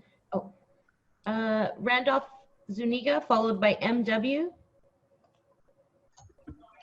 Hi, I would just like to first start by saying how discouraging of an experience this is to witness, even through an impersonal format like Zoom. When it comes to the defunding of the police, it's not about completely eradicating, it's just reallocating funds. We still could rely on the sheriff's office to handle most law enforcement while we're reconstructing our community policing, or whatever it would be called. But my concern is that words matter, and intent is a very gray area. Now, some officers might come in with the intent to do well, but how are we really proving and vetting these officers coming in? Looking at some of the qualifications of officers as they go into the LAPD, most do not have or require any type of advanced level degree or any type of training outside of community development, sociology, or understanding people and societies. I ask that the commission, commissioners and the chief of police really consider what the people of LA are saying and take into consideration what the requests are in order to really build trust. Thank you. Thank you. MW, followed by Razine. Chief Moore stating the responsibility of over 600 deaths by the LAPD while corrupt Jackie Lacey has been in office has no basis in facts is exactly why he must be fired. They are absolutely based in facts. These statistics are headed by Cal State PhD chair whose expertise is in data analysis. Chief Moore wants us to see what he does for the community. He starts with a Title 15 check done periodically. The LAPD doesn't even do Title 15 checks regularly. This is second in custody death reported this year. There have been 3 people murdered by LAPD since George Floyd was killed. A family liaison unit was deployed. Yesterday, Chief Moore said to LA City Council he only wanted civil workers in the LAPD fired, not armed officers. Is the family liaison unit among these? 206 positive COVID-19 cases, but LAPD is still regularly not wearing masks. Thank you. Rosine Moore, that'll be our final speaker. Hi, no, sorry, it's pronounced Resign Moore. Resign, Chief Moore. I just want everyone to know who's on this call that when Chief Moore was a rank and file officer in 1985, he shot someone in downtown LA. Luckily, that person survived. The following year in 1986, while he was working as a security guard at a mall in San Fernando Valley, he shot someone and that person died. Chief Moore has killed someone. He shot someone to death. Everyone should be aware of that, and that's the context in which this call and every call involving him is being held. And why in the absolute fuck was comment limited to a half hour earlier? You had 77 people in the queue. God forbid you spend 77 minutes every 3 weeks listening to the public. Eileen, why was it limited to 30 minutes? And she's about to say, I can't answer you because of the Brown Act. Y'all violate the Brown Act constantly. For these last years and decades, constantly shutting down meetings in violation of the Brown Act. Also, you do answer questions when it suits you, so it's complete utter bullshit. Fuck y'all. That was our last comment. Madam Secretary, please lower all hands. We'll open public comment. For general public comment on the agenda, the question has repeatedly been raised on why is it being limited. I said at the beginning of the meeting that we will lose a quorum. We have 3 matters on the closed session agenda. So public comment again will be limited. Closed public comment, Madam Secretary, how many people in queue? Yes, we have 23. Let's go through all 23. The clock stands at 1 minute pursuant to the rules of the Police Commission. Please proceed. Okay, first we have Tim L, followed by Adam Smith. Hello, can you hear me? Hi, yes. Hi, I actually just wanted to talk about integrity and accountability. Back in January of 2018, when Michael Moore retired, he collected pension payments in excess of $1 million. Now, the only position in the department that's exempt from collecting this pension through the Deferred Retirement Option Program or DROP program is the Chief of Police. But it's fine because he did that when he retired before he became the Chief of Police. I consider this as something that means that he should have been ineligible for the position in the first place. In addition, when he was brought up in March of 2018, the recall or bounce program that was used to bring him back was approved by the board in 2007. Now that program is clear, in which the retired sworn personnel can return for, quote, a period of up to 12 months, end quote, to any position below that of the Chief of Police. So I'd like to talk about accountability and how the fact that Chief Moore has now, in about 4 days, he will have been Chief of Police for 2 years, violating the program that was used to bring him back. I yield my time. Thank you. Adam Smith, followed by Zach Sherwin.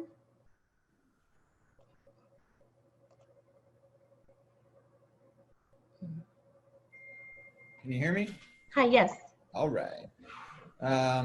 Dale Bonner, I want to come back to what I was stumbling like Steve through in my earlier comment.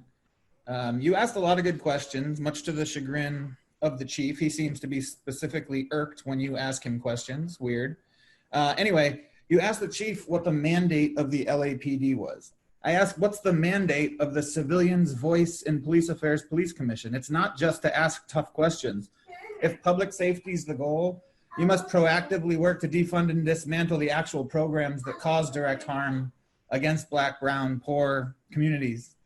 Asking questions gets us more training, different training. Asking questions gets us an increase in community policing programs. Community policing programs rooted in counterinsurgency. Programs that rely on racist data that call itself community-focused policing. Community focus is the problem when the focus of policing will always be on Black, brown, and poor people, trans and gender non-conforming people. Reimagining public safety isn't reimagining policing. Fuck the LAPD.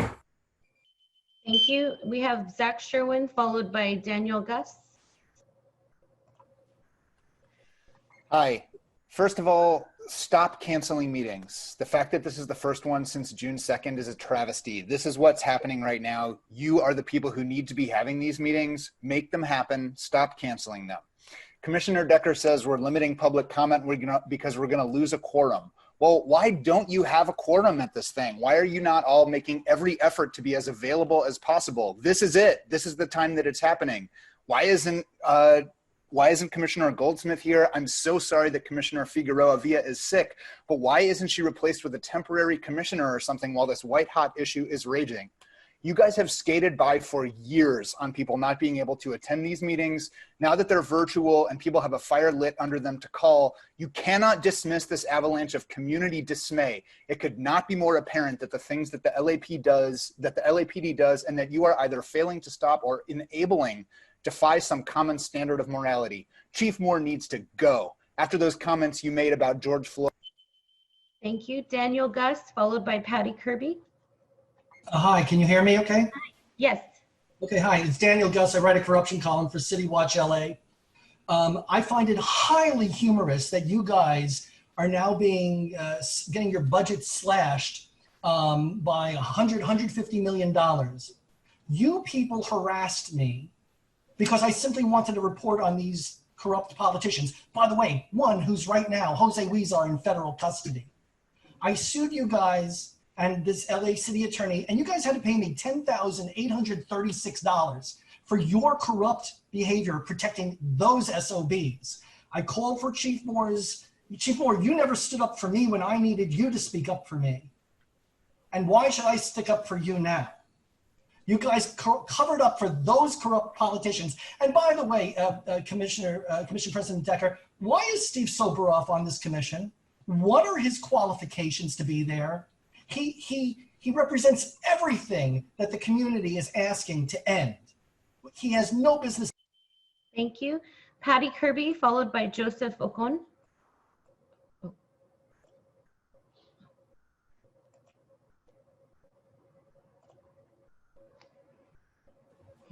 Patty Kirby, can you try unmuting on your end, please?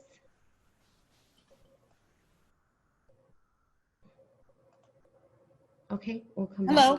I live in the North Hollywood area, and I volunteer almost daily with the real people that are LAPD officers, and I support Chief Moore. I believe I speak for many people that can't get on this call. I support LAPD training efforts and plan. I do not support the defunding of LAPD. I also support the transition to calls being answered by other agencies once they are trained and available for nonviolent calls 24/7, with the ability to handle the call if it turns violent. I also support their efforts to keep our community safe through community policing. I also request that you immediately cut off callers that use foul language, such as the F word. In my opinion, this nullifies their comments. Thank you. Thank you. Joseph Ocon, followed by Kevin Dibzoli. I just want to start by saying that was entirely too quick of an opportunity for people to raise their hands for public comment. If someone was not literally sitting in front of their computer, they would have missed it. I hope you all listened to Chief Moore's comments on yesterday's Budget and Finance Committee. In defense of maintaining and expanding LAPD's budget, he said, "This budget is the culmination of a decades-long investment in our values that has led to the city being the safest we've ever been, but that is now threatened by," and I'm not editorializing, he literally said this, "homelessness and violence." Yes, the budget is a culmination of a decades-long investment, but not in safety, in surveillance, containment, control, and death. Mikey claims that he doesn't want to address issues like homelessness and mental health with policing, but implicitly proposes the opposite like he did in this meeting about the training report. We want to talk about fear. Chief Moore is sowing that fear, sowing the fear of crime to justify not having to substantially address the fear that his officers inspire and the violence his officers inflict on Black people, brown people, unhoused folks, and so on. No more questions. Thank you. Kevin Dibzoli, followed by Edie Adams. Hi, can you hear me? Hi, yes. Yeah, I just want to applaud the commission for your commitment to not losing a quorum while your constituents are losing their lives. Yesterday, the New York Times released a study of policing in 10 major cities about how the police spend their time interacting with the public, including how little of that time revolves around responding to violent crime. Serious violent crimes have made up around 1% of all service calls in those cities. 37% of calls were for non-criminal incidents. The People's Budget of LA allocates the largest amount of money to universal aid and crisis management. Soboroff, you human hammer toe. I love your concern for police morale. You know what normal people do when they don't like what's going on with their employer? Get another fucking job. Although you might want none to be a security guard because cops will kill them too. And to the old bat that doesn't like swearing, First Amendment, bitch, fuck you, fuck you, fuck you, fuck you, fuck all y'all, defund the police. See you in election season. Edie Adams. Hi, can you hear me okay? Hi, yes. Hi, great. I want to uplift what activists from BLMLA, Stop LAPD Spying, White People for Black Lives, and others have been saying on this call so far. It is shameful that you've barred citizen participation in these meetings both over the last 2 weeks and again this week by limiting public comment. You keep underscoring the Commission's deep concern for public input, but you didn't seem to want to hear from the people when Black Lives Matter gave you a list of demands in January, which you completely ignored. Chief Moore, you didn't seem to care about the public when I heard you say to a high-profile visitor at a meeting last fall, quote, "These activists are just a small minority. They don't really reflect how people feel about police." And you didn't seem to be listening just 2 weeks ago when we did not call for quote-unquote better training or reform, but rather for the defunding of police. So please listen to us now. We do not want different training because we know that trainings and reforms do not work. Policing is a fundamentally racist institution, and the only solution, and the solution we have been repeatedly asking you for, is the defunding of the police. Chief Moore, we will never trust you. We don't trust the police. We want you gone. Thank you. Joy Baumeister, followed by Eduardo Mania. Hi, can you hear me? Hi, yes. Awesome. Hi, okay, so I'll start off with Michael Moore. You don't deserve to be called a chief or an officer because you frankly don't deserve those titles. It's so incredibly ridiculous to me that you talk about building trust when you are a big person behind the reason that we don't have trust for people because you've continued to do nothing in the face of over 600 deaths. So I do want to just continue to reiterate what literally every person has been saying on this call. And that's that I stand with Black Lives Matter, and we need to defund the police. It is absolutely shameful, Commissioner Decker, that you continue to take people out of line and give them less than 30 seconds to get back in line because it is limiting the voice, and yet you stand behind the Brown Act as if you aren't defying it by not having meetings for 2 weeks and by not letting everybody speak. It's just shameful and it's wrong. I yield the rest of my time. Fuck you. Thank you. Eduardo Mania, followed by caller ending in 3146. Hi. I am just wanting to let you know that your slogan to protect and serve means that you are here to give us service of keeping us safe and keeping us from harm. So that slogan needs to be rethought if you are not really going to abide by it. Also, I support the Black Lives Matter initiative of not having the participation of LAPD on databases on Black folks because of those gangs, and those databases are really biased against Black and brown people, and they're not really there to provide the service of protecting us.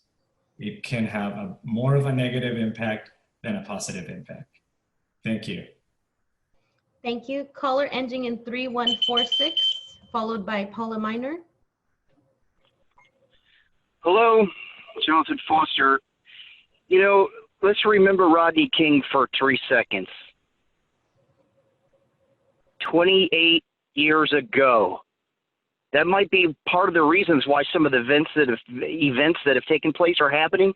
The fact is that this is as far as LA has gotten in 2020. It ensures how stupid you all are.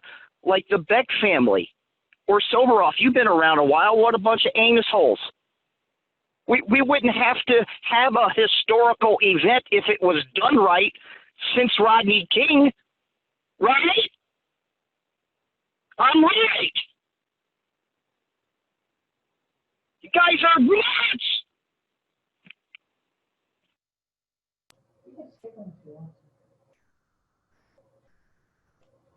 Okay.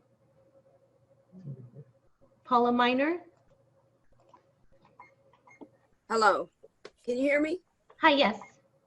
Okay, my comments are for the commission. I mean, this commission continues to be part of the problem and not the solution. Supposedly created and stated in the charter as a civilian oversight group intended to represent the public, you are complicit in not representing the public and in not standing for truth and justice. You rubber stamp nearly everything LAPD says and does, even when you know and admit that it is blatantly false, doesn't make sense, or you do not understand it.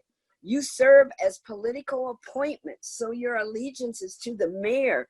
You guys are either his cronies, his donors, or his former staff.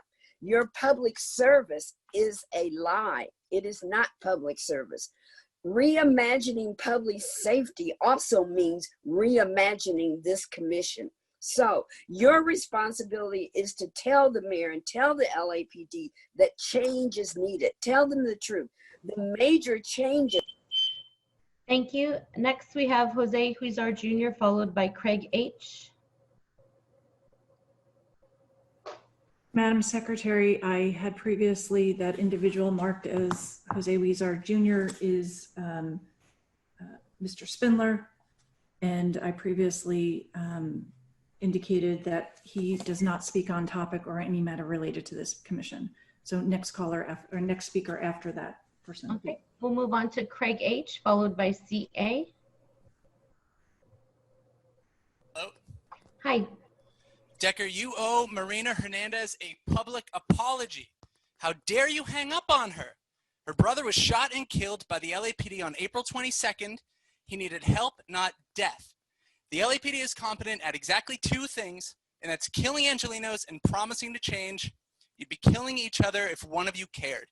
Defund the police, go fuck yourselves. Chief Moore, if you had any sense of duty or honor, you'd spill your fucking bowels on that carpet. The rest of you can take the window, go fuck yourselves. Okay, we have caller CA, followed by Audrey George. Hi, my name is Caroline Anderson. I live in North Hollywood. I genuinely believe that most of you are good people trying to do a good job. I'm especially impressed with Commissioner Decker and Commissioner Bonner. I would encourage you all, this video is being live streamed, it's going to be on YouTube, to take a day to watch the moment in the meeting when Commissioner Bonner so honestly and vulnerably and articulately talked about the feelings that we as a community are feeling about police officers. And then the way Commissioner Moore transformed it into quite honestly like an offensive discussion about police morale, which it's so frustrating for those of us who do believe that you guys want to make things better and that you're trying your hardest to see that genuine attempt undermined. And I hope you rewatch that part of the video because it's important to know what it's like for us watching this meeting. Thank you. Thank you. Audrey George, followed by Dahlia Runhill. Yes, any reforms that you are proposing are being made in bad faith. Moore has yet to disband LA Metro Division or release the names of the officers found to have engaged in corrupt practices, and that they be barred as witnesses in judicial cases. He hasn't yet fired the officers who murdered Grishario Mack, Albert Ramon Dorsey, or Eric Rivera, or dozens of others. LAPD has done too much harm to ever imagine achieving either trust or legitimacy. Calling for their defunding is actually our call for dismantling, and I'm sorry if anyone misunderstands that. We never expect fairness or impartiality or reverence for life. And hearing terms like that coming from Chief Grimala's mouth was disgusting. Hiring police trainers. What we haven't had a chance to really talk about today yet is that story about the LAPD's intent to hire militarized trainers. Thank you. Dahlia Runhell, followed by Jay. Hello? Hi, we can hear you. So Moore, you said you had police officers who didn't know that they were part of a systemically racist system. What kind of implicit bias training are you giving them that they don't know that they are proactively involved in a systemically racist criminal justice system in this country? This just goes to show how ineffective that those trainings you claim are. It's unacceptable that police officers should be able to have a blind eye to everything that's going on around them. And Commissioner Soboroff, why are you so concerned with how the police officers are reacting to this? Why aren't you more concerned about how the citizens are? They are being killed on the streets, beaten. Why aren't you more concerned about that than talking about how police officers are reacting to this? What? It's completely gaslighting all the victims of police brutality in this city. Thank you. Jay, followed by Gina Viola. Hi, I'm here. So I originally had commented on item 1 and I missed item 2. I wasn't selected, so I'm going to speak on item 2. The report from Mr. Moore, he mentioned minority and he mentioned reduction as if it was like a good thing. So I want to address that hiring minority officers does not address white supremacy, because people, regardless of race, once they come under a certain institution, sometimes assume those types of behaviors and values because that's what's reinforced and not denounced. So I don't care how many quote unquote minorities are hired, especially when it's against Black people, okay? Because you can hire people, for example, that are Latino, and this is not against Latinos because they're being killed in the street as well. But you can hire a bunch of young Latino officers who also kill Black people because they are endorsing white supremacy. That point. The next point had to do with trauma. Whether they die or not, people in the streets, police are traumatizing the community. Thank you. Gina Viola, followed by Hamid Khan. I would have really liked to have continued to hear from the last speaker. Losing a quorum is why you can't hear from the public. You are all derelict in your duties, as you have been for many, many years.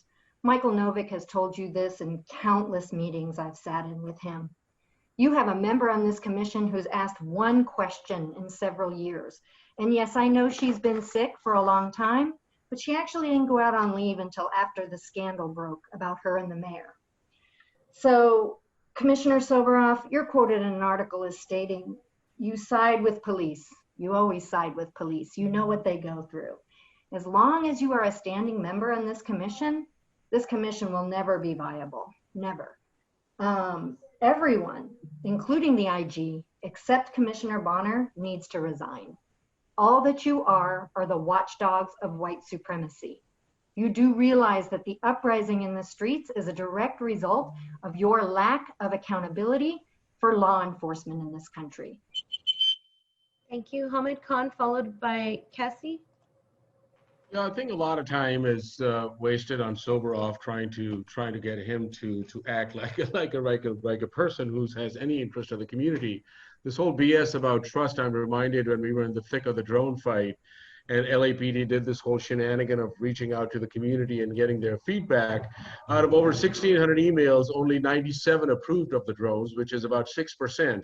And Soboroff blatantly told us during the police commission meeting that I know that people don't trust LAPD, but I do.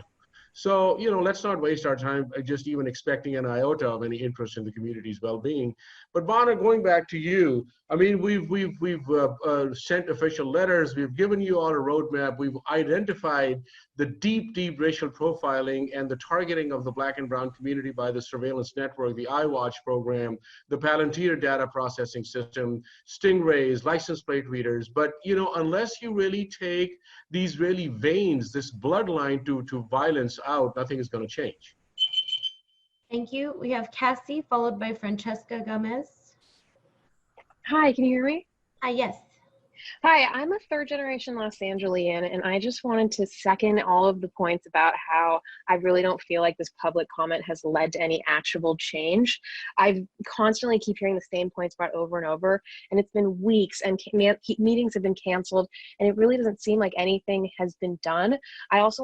I support the training, but why hasn't this been done before?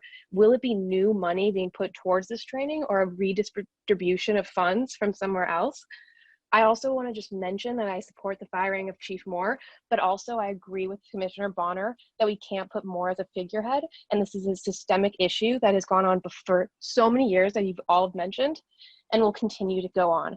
I also just want to mention Maria Hernandez and see if something will actually happen after she called in and has so emotionally touched all of us. I just want to say, defund the police and invest in communities, and we're all paying attention and holding you all accountable. Thank you. Thank you. Francesca Gomez. Hello? Hello, can you hear me? Yes, we can. Hi, wonderful. Hi, my name is Francesca Gomez. I'm a resident in Hancock Park, and I am calling on behalf of Black Lives Matter. And I want to say that I will have many things to say. I second almost everything that everyone said, except for that lady who supports the police. Or funding the police. But I just want to say that this is a civilian oversight committee. So when we ask you why you're limiting our time, it's because if you have things you need to do, then our time is not the time that gets taken away. Either you work longer or you figure out another time to have those conversations. But our time should not be limited because of that, because you have other things you need to do in private. Chief of Police Moore and Soboroff, you two are very problematic people. For you to say that, to deny the numbers, the statistics of the amount of people that the LAPD has killed is ridiculous, sir. As many people have mentioned, they come from PhD holders who have looked at these numbers. And damn, my time is up. Fuck. Thank you. And Madam President, that was our final speaker.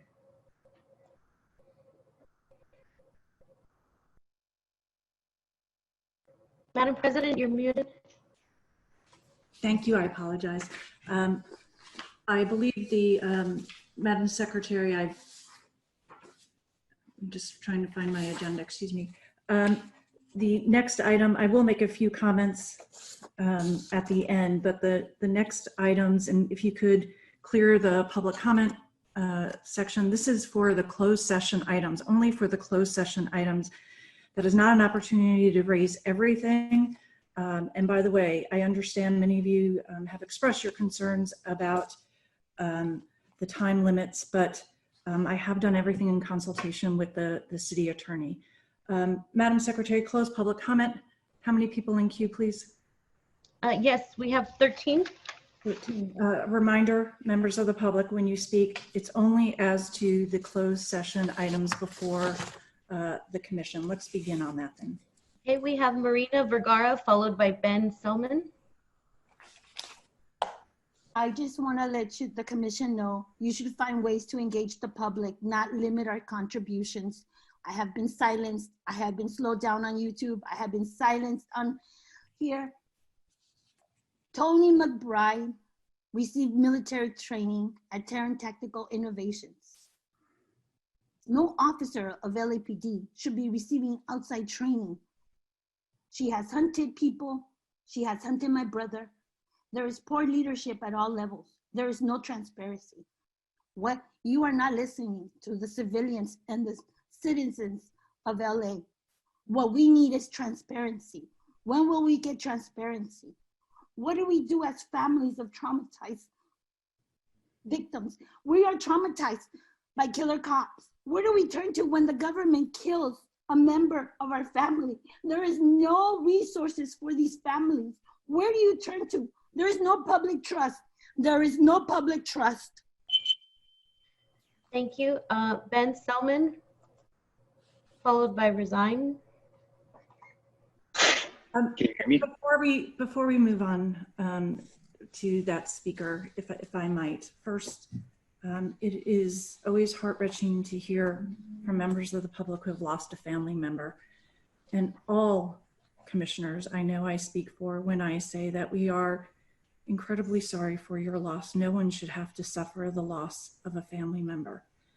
We are human beings. You may not believe that in these meetings, but we are also the people who are sworn to adjudicate the cases before us and to do so based on the facts presented to us with the evaluation of the department policy. And so we are constrained in saying more, but that does not mean that we do not empathize, sympathize, even though we cannot experience what individuals are experiencing who have lost a loved one. But we are very sorry, and we certainly hope that you understand that we are trying to follow the law here, trying to be the fair and impartial observers of the fact, and allow due process to proceed. That does not give anybody satisfaction. Certainly none of the speakers, we understand that, and we are sorry you feel frustrated with the process. This is the process that we use. It's the process the commission has used when we find cases in policy or out of policy. With that, please let's continue with the public speakers, please. Ben Selman, you're on. Hi, can you hear me? Yes. Thank you. Thank you, Commissioner Decker, for showing a modicum of humanity and bringing us all back down to the same playing field. I think that it may be kind of scary how out of hand these public comments get. And I understand that it may feel like a lot of people are just coming here to vent at you, but I assure you, people are not just venting. The reason that this is so aggravated is because everybody is commenting the same thing. We want justice. We want people to be accountable. It's on the signs, look out your windows. We want the police to be defunded, not reformed. And so when a reform package is brought in front of us, we can't engage with it. We just can't. It's not what we're asking for. It's not what civilian oversight should provide us with. Chief Moore said the gang database does more harm than good, and so he's suspending it until further notice. That's a reform. Destroy the gang database. Thank you. Resign Moore, followed by JB.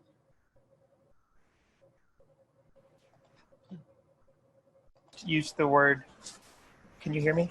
Hi, you're on, yes. Yes. So Eileen just used the word adjudicate, and I just want to call your attention. I know Hamid said it's a waste of time to go on Soberoff, and he's right, but I just want to quickly call attention to a quote that he said in an interview last year, the same one Gina quoted. He said, "We set policy, yes, we adjudicate, and we're tough, but are we pro-mission of the LAPD? Yeah. If somebody asked, are you neutral? There's no way. I lean towards cops." So therefore, whatever y'all rule in closed session, it should be no surprise that in the vast, vast majority of times, Soberoff leans towards cops. The rest of you lean towards cops. That being said, even, cartoon villain authoritarian Soberoff, Weekend at Bernie's ass T. Fink, even they have occasionally ruled that behavior of officers is out of policy, such as in the case of Grishario Mack. And yet, even in those cases, Chief Moore has not recommended that officers be prosecuted. So regardless of the ruling, Chief Moore won't have officers prosecuted. Waste of time. Thank you. We have JB, followed by Megan Huang.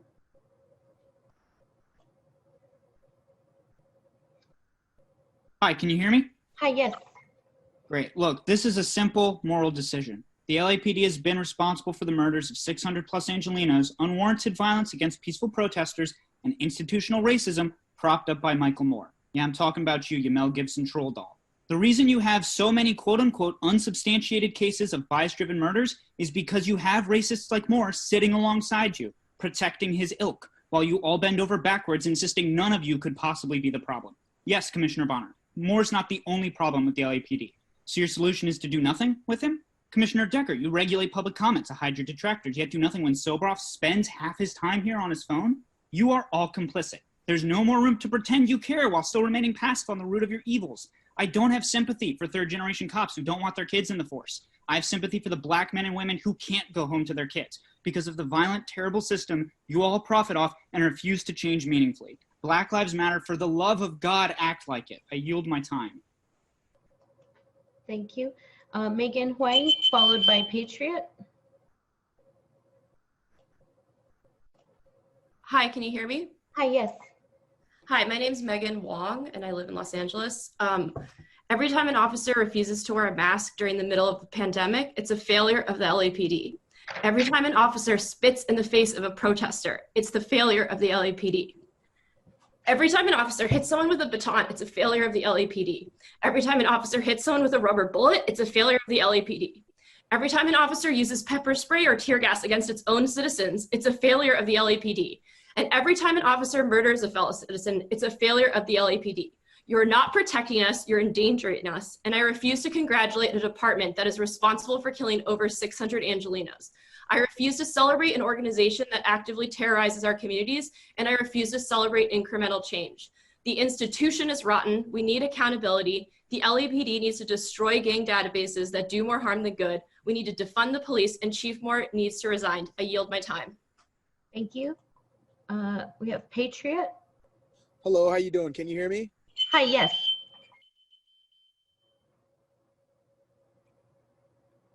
Patriot, you're on.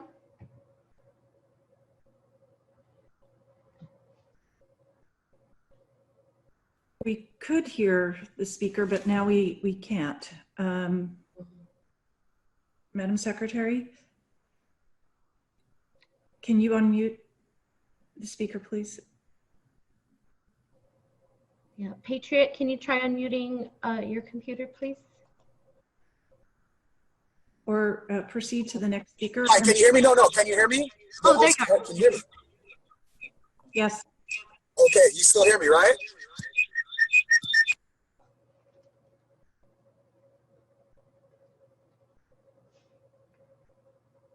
Madam Secretary, let's proceed to the next speaker, please. We have Joseph Trevizu, followed by Isakli.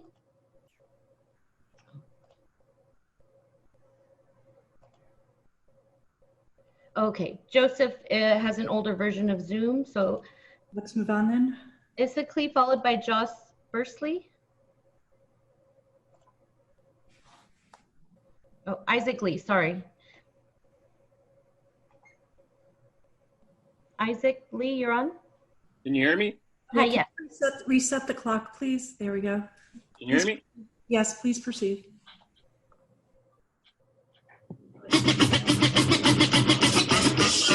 Right about now, NWA court is in full effect. Judge Gray residing. In the case of NWA versus the police department, Madam Speaker, based upon the advice and counsel of the city attorney, we've been advised that we do not need to hear from people who are just going to play the radio during public comment. So proceed with the next speaker, please. Okay, we have Joss Pursley, followed by caller ending in 4526. Hi there, can you hear me? Hi, yes. Hi, I agree with all the callers, of course. That's why we're on the line. It breaks my heart, everything I see here. I've tried to be heard in so many meetings, week after week, and I keep on deleted or not ever being allowed to voice my opinion. I already see that my time is running out. I just want to say that we need more opportunity to speak. A minute is not long enough to speak about what we feel. And Mr. Soboroff, I just want to say you break my heart the way that you shake your head at people when they say their feelings and look at your phone, and just, it's so dehumanizing and painful when you treat your brothers and sisters in our city like that. It hurts. It really does, because we're all trying to make a difference. Thank you. Caller ending in 4526, followed by Destiny Ross. Hi, can you hear me? Hi, yes. Perfect. Just piggybacking off of the entire conversation that's been happening so far, the way we have been doing things, just because that's the way they have been done, doesn't mean that's the way they need to continue. That goes to the way we police and how we need to defund and reinvest that money. That goes to the way these meetings are held, where people are only getting 30 seconds a person sometimes to speak. 30 people at a time. That's not enough. It just isn't enough. Your job is to listen to us, and our job is to work together. And there's no way we can work together when the public feels like we're being shut up, and when the police are being given an hour and a half after half an hour of public comment to speak. It's not fair. I yield the rest of my time. Thank you. Destiny Ross, followed by Sean Ezenwugu. Hello, can you hear me? Hi, yes. Okay, I was just calling because I want to say that it's very disappointing to see how disengaged so many of you guys are during this. When we say defund the police, that does not mean we want our tax dollars to be redistributed into funding the police. You guys are not listening to what we have to say. I'm a Black woman from LA, born and raised, and it's disappointing to see how my friends are protesting peacefully and getting shot by police. This is not okay. Defund the police. Listen to what we have to say. Listen to the People's Budget LA, because you guys are not paying attention to what we have to say. Have sympathy for these people who have lost their loved ones, because not until multiple people comment, Commissioner Decker, did you have something to say? That's disappointing. You should have something to say from the beginning. It shouldn't take 20 people talking to you for you to pay attention. Fuck the police, seriously. I yield the rest of my time. Thank you. Sean Ezenwugu, followed by Baba Akili. Hi, can you hear me? Hi, yes. Hi, thank you. My name is Sean Ezenwugu, and I'm a Los Angeles citizen. And I'd first like to make comment on allowing public to speak. I know it's important to meet quorum, but if the public isn't allowed to have a back and forth with people that are speaking, then I don't see the need to have a quorum in the first place. There's no need to limit people's time if it's not going to be back and forth conversation in the first place. So there shouldn't be a limit there. I agree with most of everyone, what they just said during these calls to do things such as defunding the police and supporting the Black Lives Matter movement. With Commissioner Bonner, I support everything that you were talking about today, and myself as a fellow African-American male, it hurts me to see what's happening in the streets right now. And when people say defund the police, I really recommend, just like Destiny had mentioned earlier, to revisit and review the people's budget, which doesn't, or puts the money towards other situations that can be funded. And I just lastly want to hope that we can have a place where parents don't have to have a talk about avoiding the people that are meant to sworn to protect us. So I yield my time. Thank you. Thank you. And we have our final speaker, Baba Akili. Yes, this is, that I mentioned this before, the height of hypocrisy. It's too late to build trust. We've been coming there for over 5 years. It's too late to build trust. And all of the changes that have been made at the LAPD over the last 20 years have come because of external forces. You all never changed because of internal conditions, because you all came to an enlightenment. And so you need to stop saying that. You cannot build trust. It's too late for that, too little for that, and you shouldn't even be talking about that. The fact that it takes you a year to investigate officer-involved shootings and come back is an indication. As long as officers are not held accountable, like for killing Goshario Mack and others, you can't talk about trust. You shouldn't even come to us with trust. And stop using our language. Just because you use our language doesn't mean you understand or believe in it. So we have been advancing the issue of reimagining police, not you all.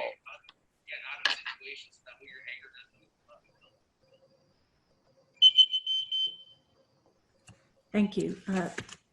That concludes public comment on the closed session items. Before we go into closed sessions, a few brief remarks, and I will keep this brief. First, to the members of the public who came today and spoke to us, thank you. You may perceive us as not being disengaged, but we are very engaged and we hear every single public comment.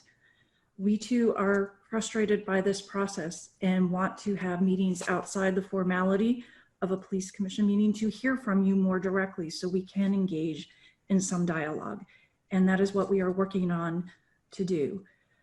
You may disagree with us sometimes, but I want you to understand, and I know I speak for all the commissioners when I say that we genuinely hear you. We genuinely are striving to affect change. We are civilian oversight. We are volunteer oversights. We are members of this community that we all care about very deeply or we would not be doing this job. Your ideas are not being ignored. In fact, we are writing them down. They may not happen as fast as you want. We understand that. Nothing is happening as fast as we want either. If you feel you did not get sufficient time today to speak, I do apologize. I try to follow the Brown Act in consultation with the city attorney and in consultation with the fact of when we will lose a quorum and trying to get through our closed session items, which is among the most important work that this commission does. But if you did not get a chance to speak, we do have an email account to which you can express your views. Our job is to make different forums available to you to allow your perceptions or your beliefs to be articulated. And we do read that. We are not disengaged, even though this forum may appear to some of you that we are. I would hope that you would understand that in many of the public comments, I allowed you to speak even when you were not speaking on the topic. Technically, I could have cut you off. I did not. We are genuinely interested in hearing from you, and we understand your frustration. Mr. Tiefenk, I wonder, sir, if the email account that we have open, I usually announce it at the beginning of the meeting, and I neglected to do that today. Would you please let the members of the public know the email account to which they can submit any comments they have on any matters today or next week or in the future? Yes, Madam President, it's policecommission@lapd.online. Thank you. I do encourage members of the public again to look at the draft revisions to the use of force policy. We are very interested in hearing from you. Some of the changes that we are seeking to put forward in an accelerated fashion are highlighted there. Chief Grimala talked about some of the existing policies. This new and updated policy is designed to be more specific about things like explicit direction on a duty to intervene and a duty to report excessive force. And there are other very important components in that draft policy, and we ask you all to take a look at it and do submit written comments in addition to coming back for public comment. With that, unless any member of the commission would like to add anything to that, we will adjourn to closed session items. Commissioners? Seeing no one? Oh, Commissioner Bonner, sorry, sir. Yeah, one thing I would add, I mean, there's a lot to say, I think, about all of it, but I would underscore one theme that we've heard today, and not just today, but before. I think it's just even more impactful today, and that is you, I believe, also alluded, Madam Chair, to some conversations about how we can better have this, or have this conversation in a more appropriate way. And I look forward to hearing that, I think, because I'm convinced as well that part of the point I was making earlier is that we could have, as we sit here today, we clearly don't, but even if we had all of the best ideas that we think we're prepared to then announce and hand out as what we're prepared to do, it's simply not going to be accepted by the members of the public, nor should it be without a more appropriate co-ownership of the conversation and the process. I think what we're starting is a very long and complicated conversation about if we're committed to doing something transformative. And that means that part of what we're going to need to do is to think about the kinds of enabling conditions that need to be in place in order to have that conversation.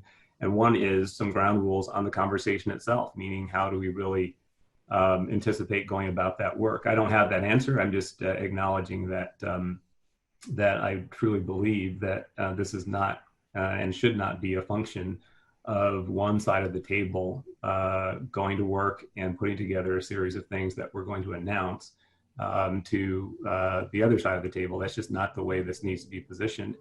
And so I certainly don't see it that way. And the more that that we can put our thoughts together and get ideas from outside, I believe is being done, is to figure out how best to do that. But I see that as fundamental and probably more fundamental than the exercise of coming up with a list of things that appear to be progress and may ultimately prove to be progress, but won't be as constructive until we really get the grounding of this conversation where it needs to be, so we can all work together and trying to get to a different place. I agree with everything you said, Commissioner Bonner, and I think we we need to, as many people said today, rethink how we do this. We have to do these meetings in the context of the Brown Act, but I know I too would like to engage with the community more directly, that we can have conversations on these topics. And I think that would be very helpful to all of us. Commissioner Severoff, I see your microphone, officer. Yeah, point of, can you hear me? Yes, sir. Okay, point of clarification. I have 13 pages of notes and I made one text during this call. Let's go on to private session. Well, we will, sir. I just want to say in conclusion that we do hear you members of the community. We are taking notes. You may not think that we are, but we are genuine in how we are approaching this job. And I know I speak for all of us in that regard. With that, let's go to public, excuse me, closed session. Madam Secretary, please put us in recess now. Board of Police Commissioners will now recess into closed session to discuss items 4A1, 4A2, and 4A3 according to Government Code 54957. Thank you.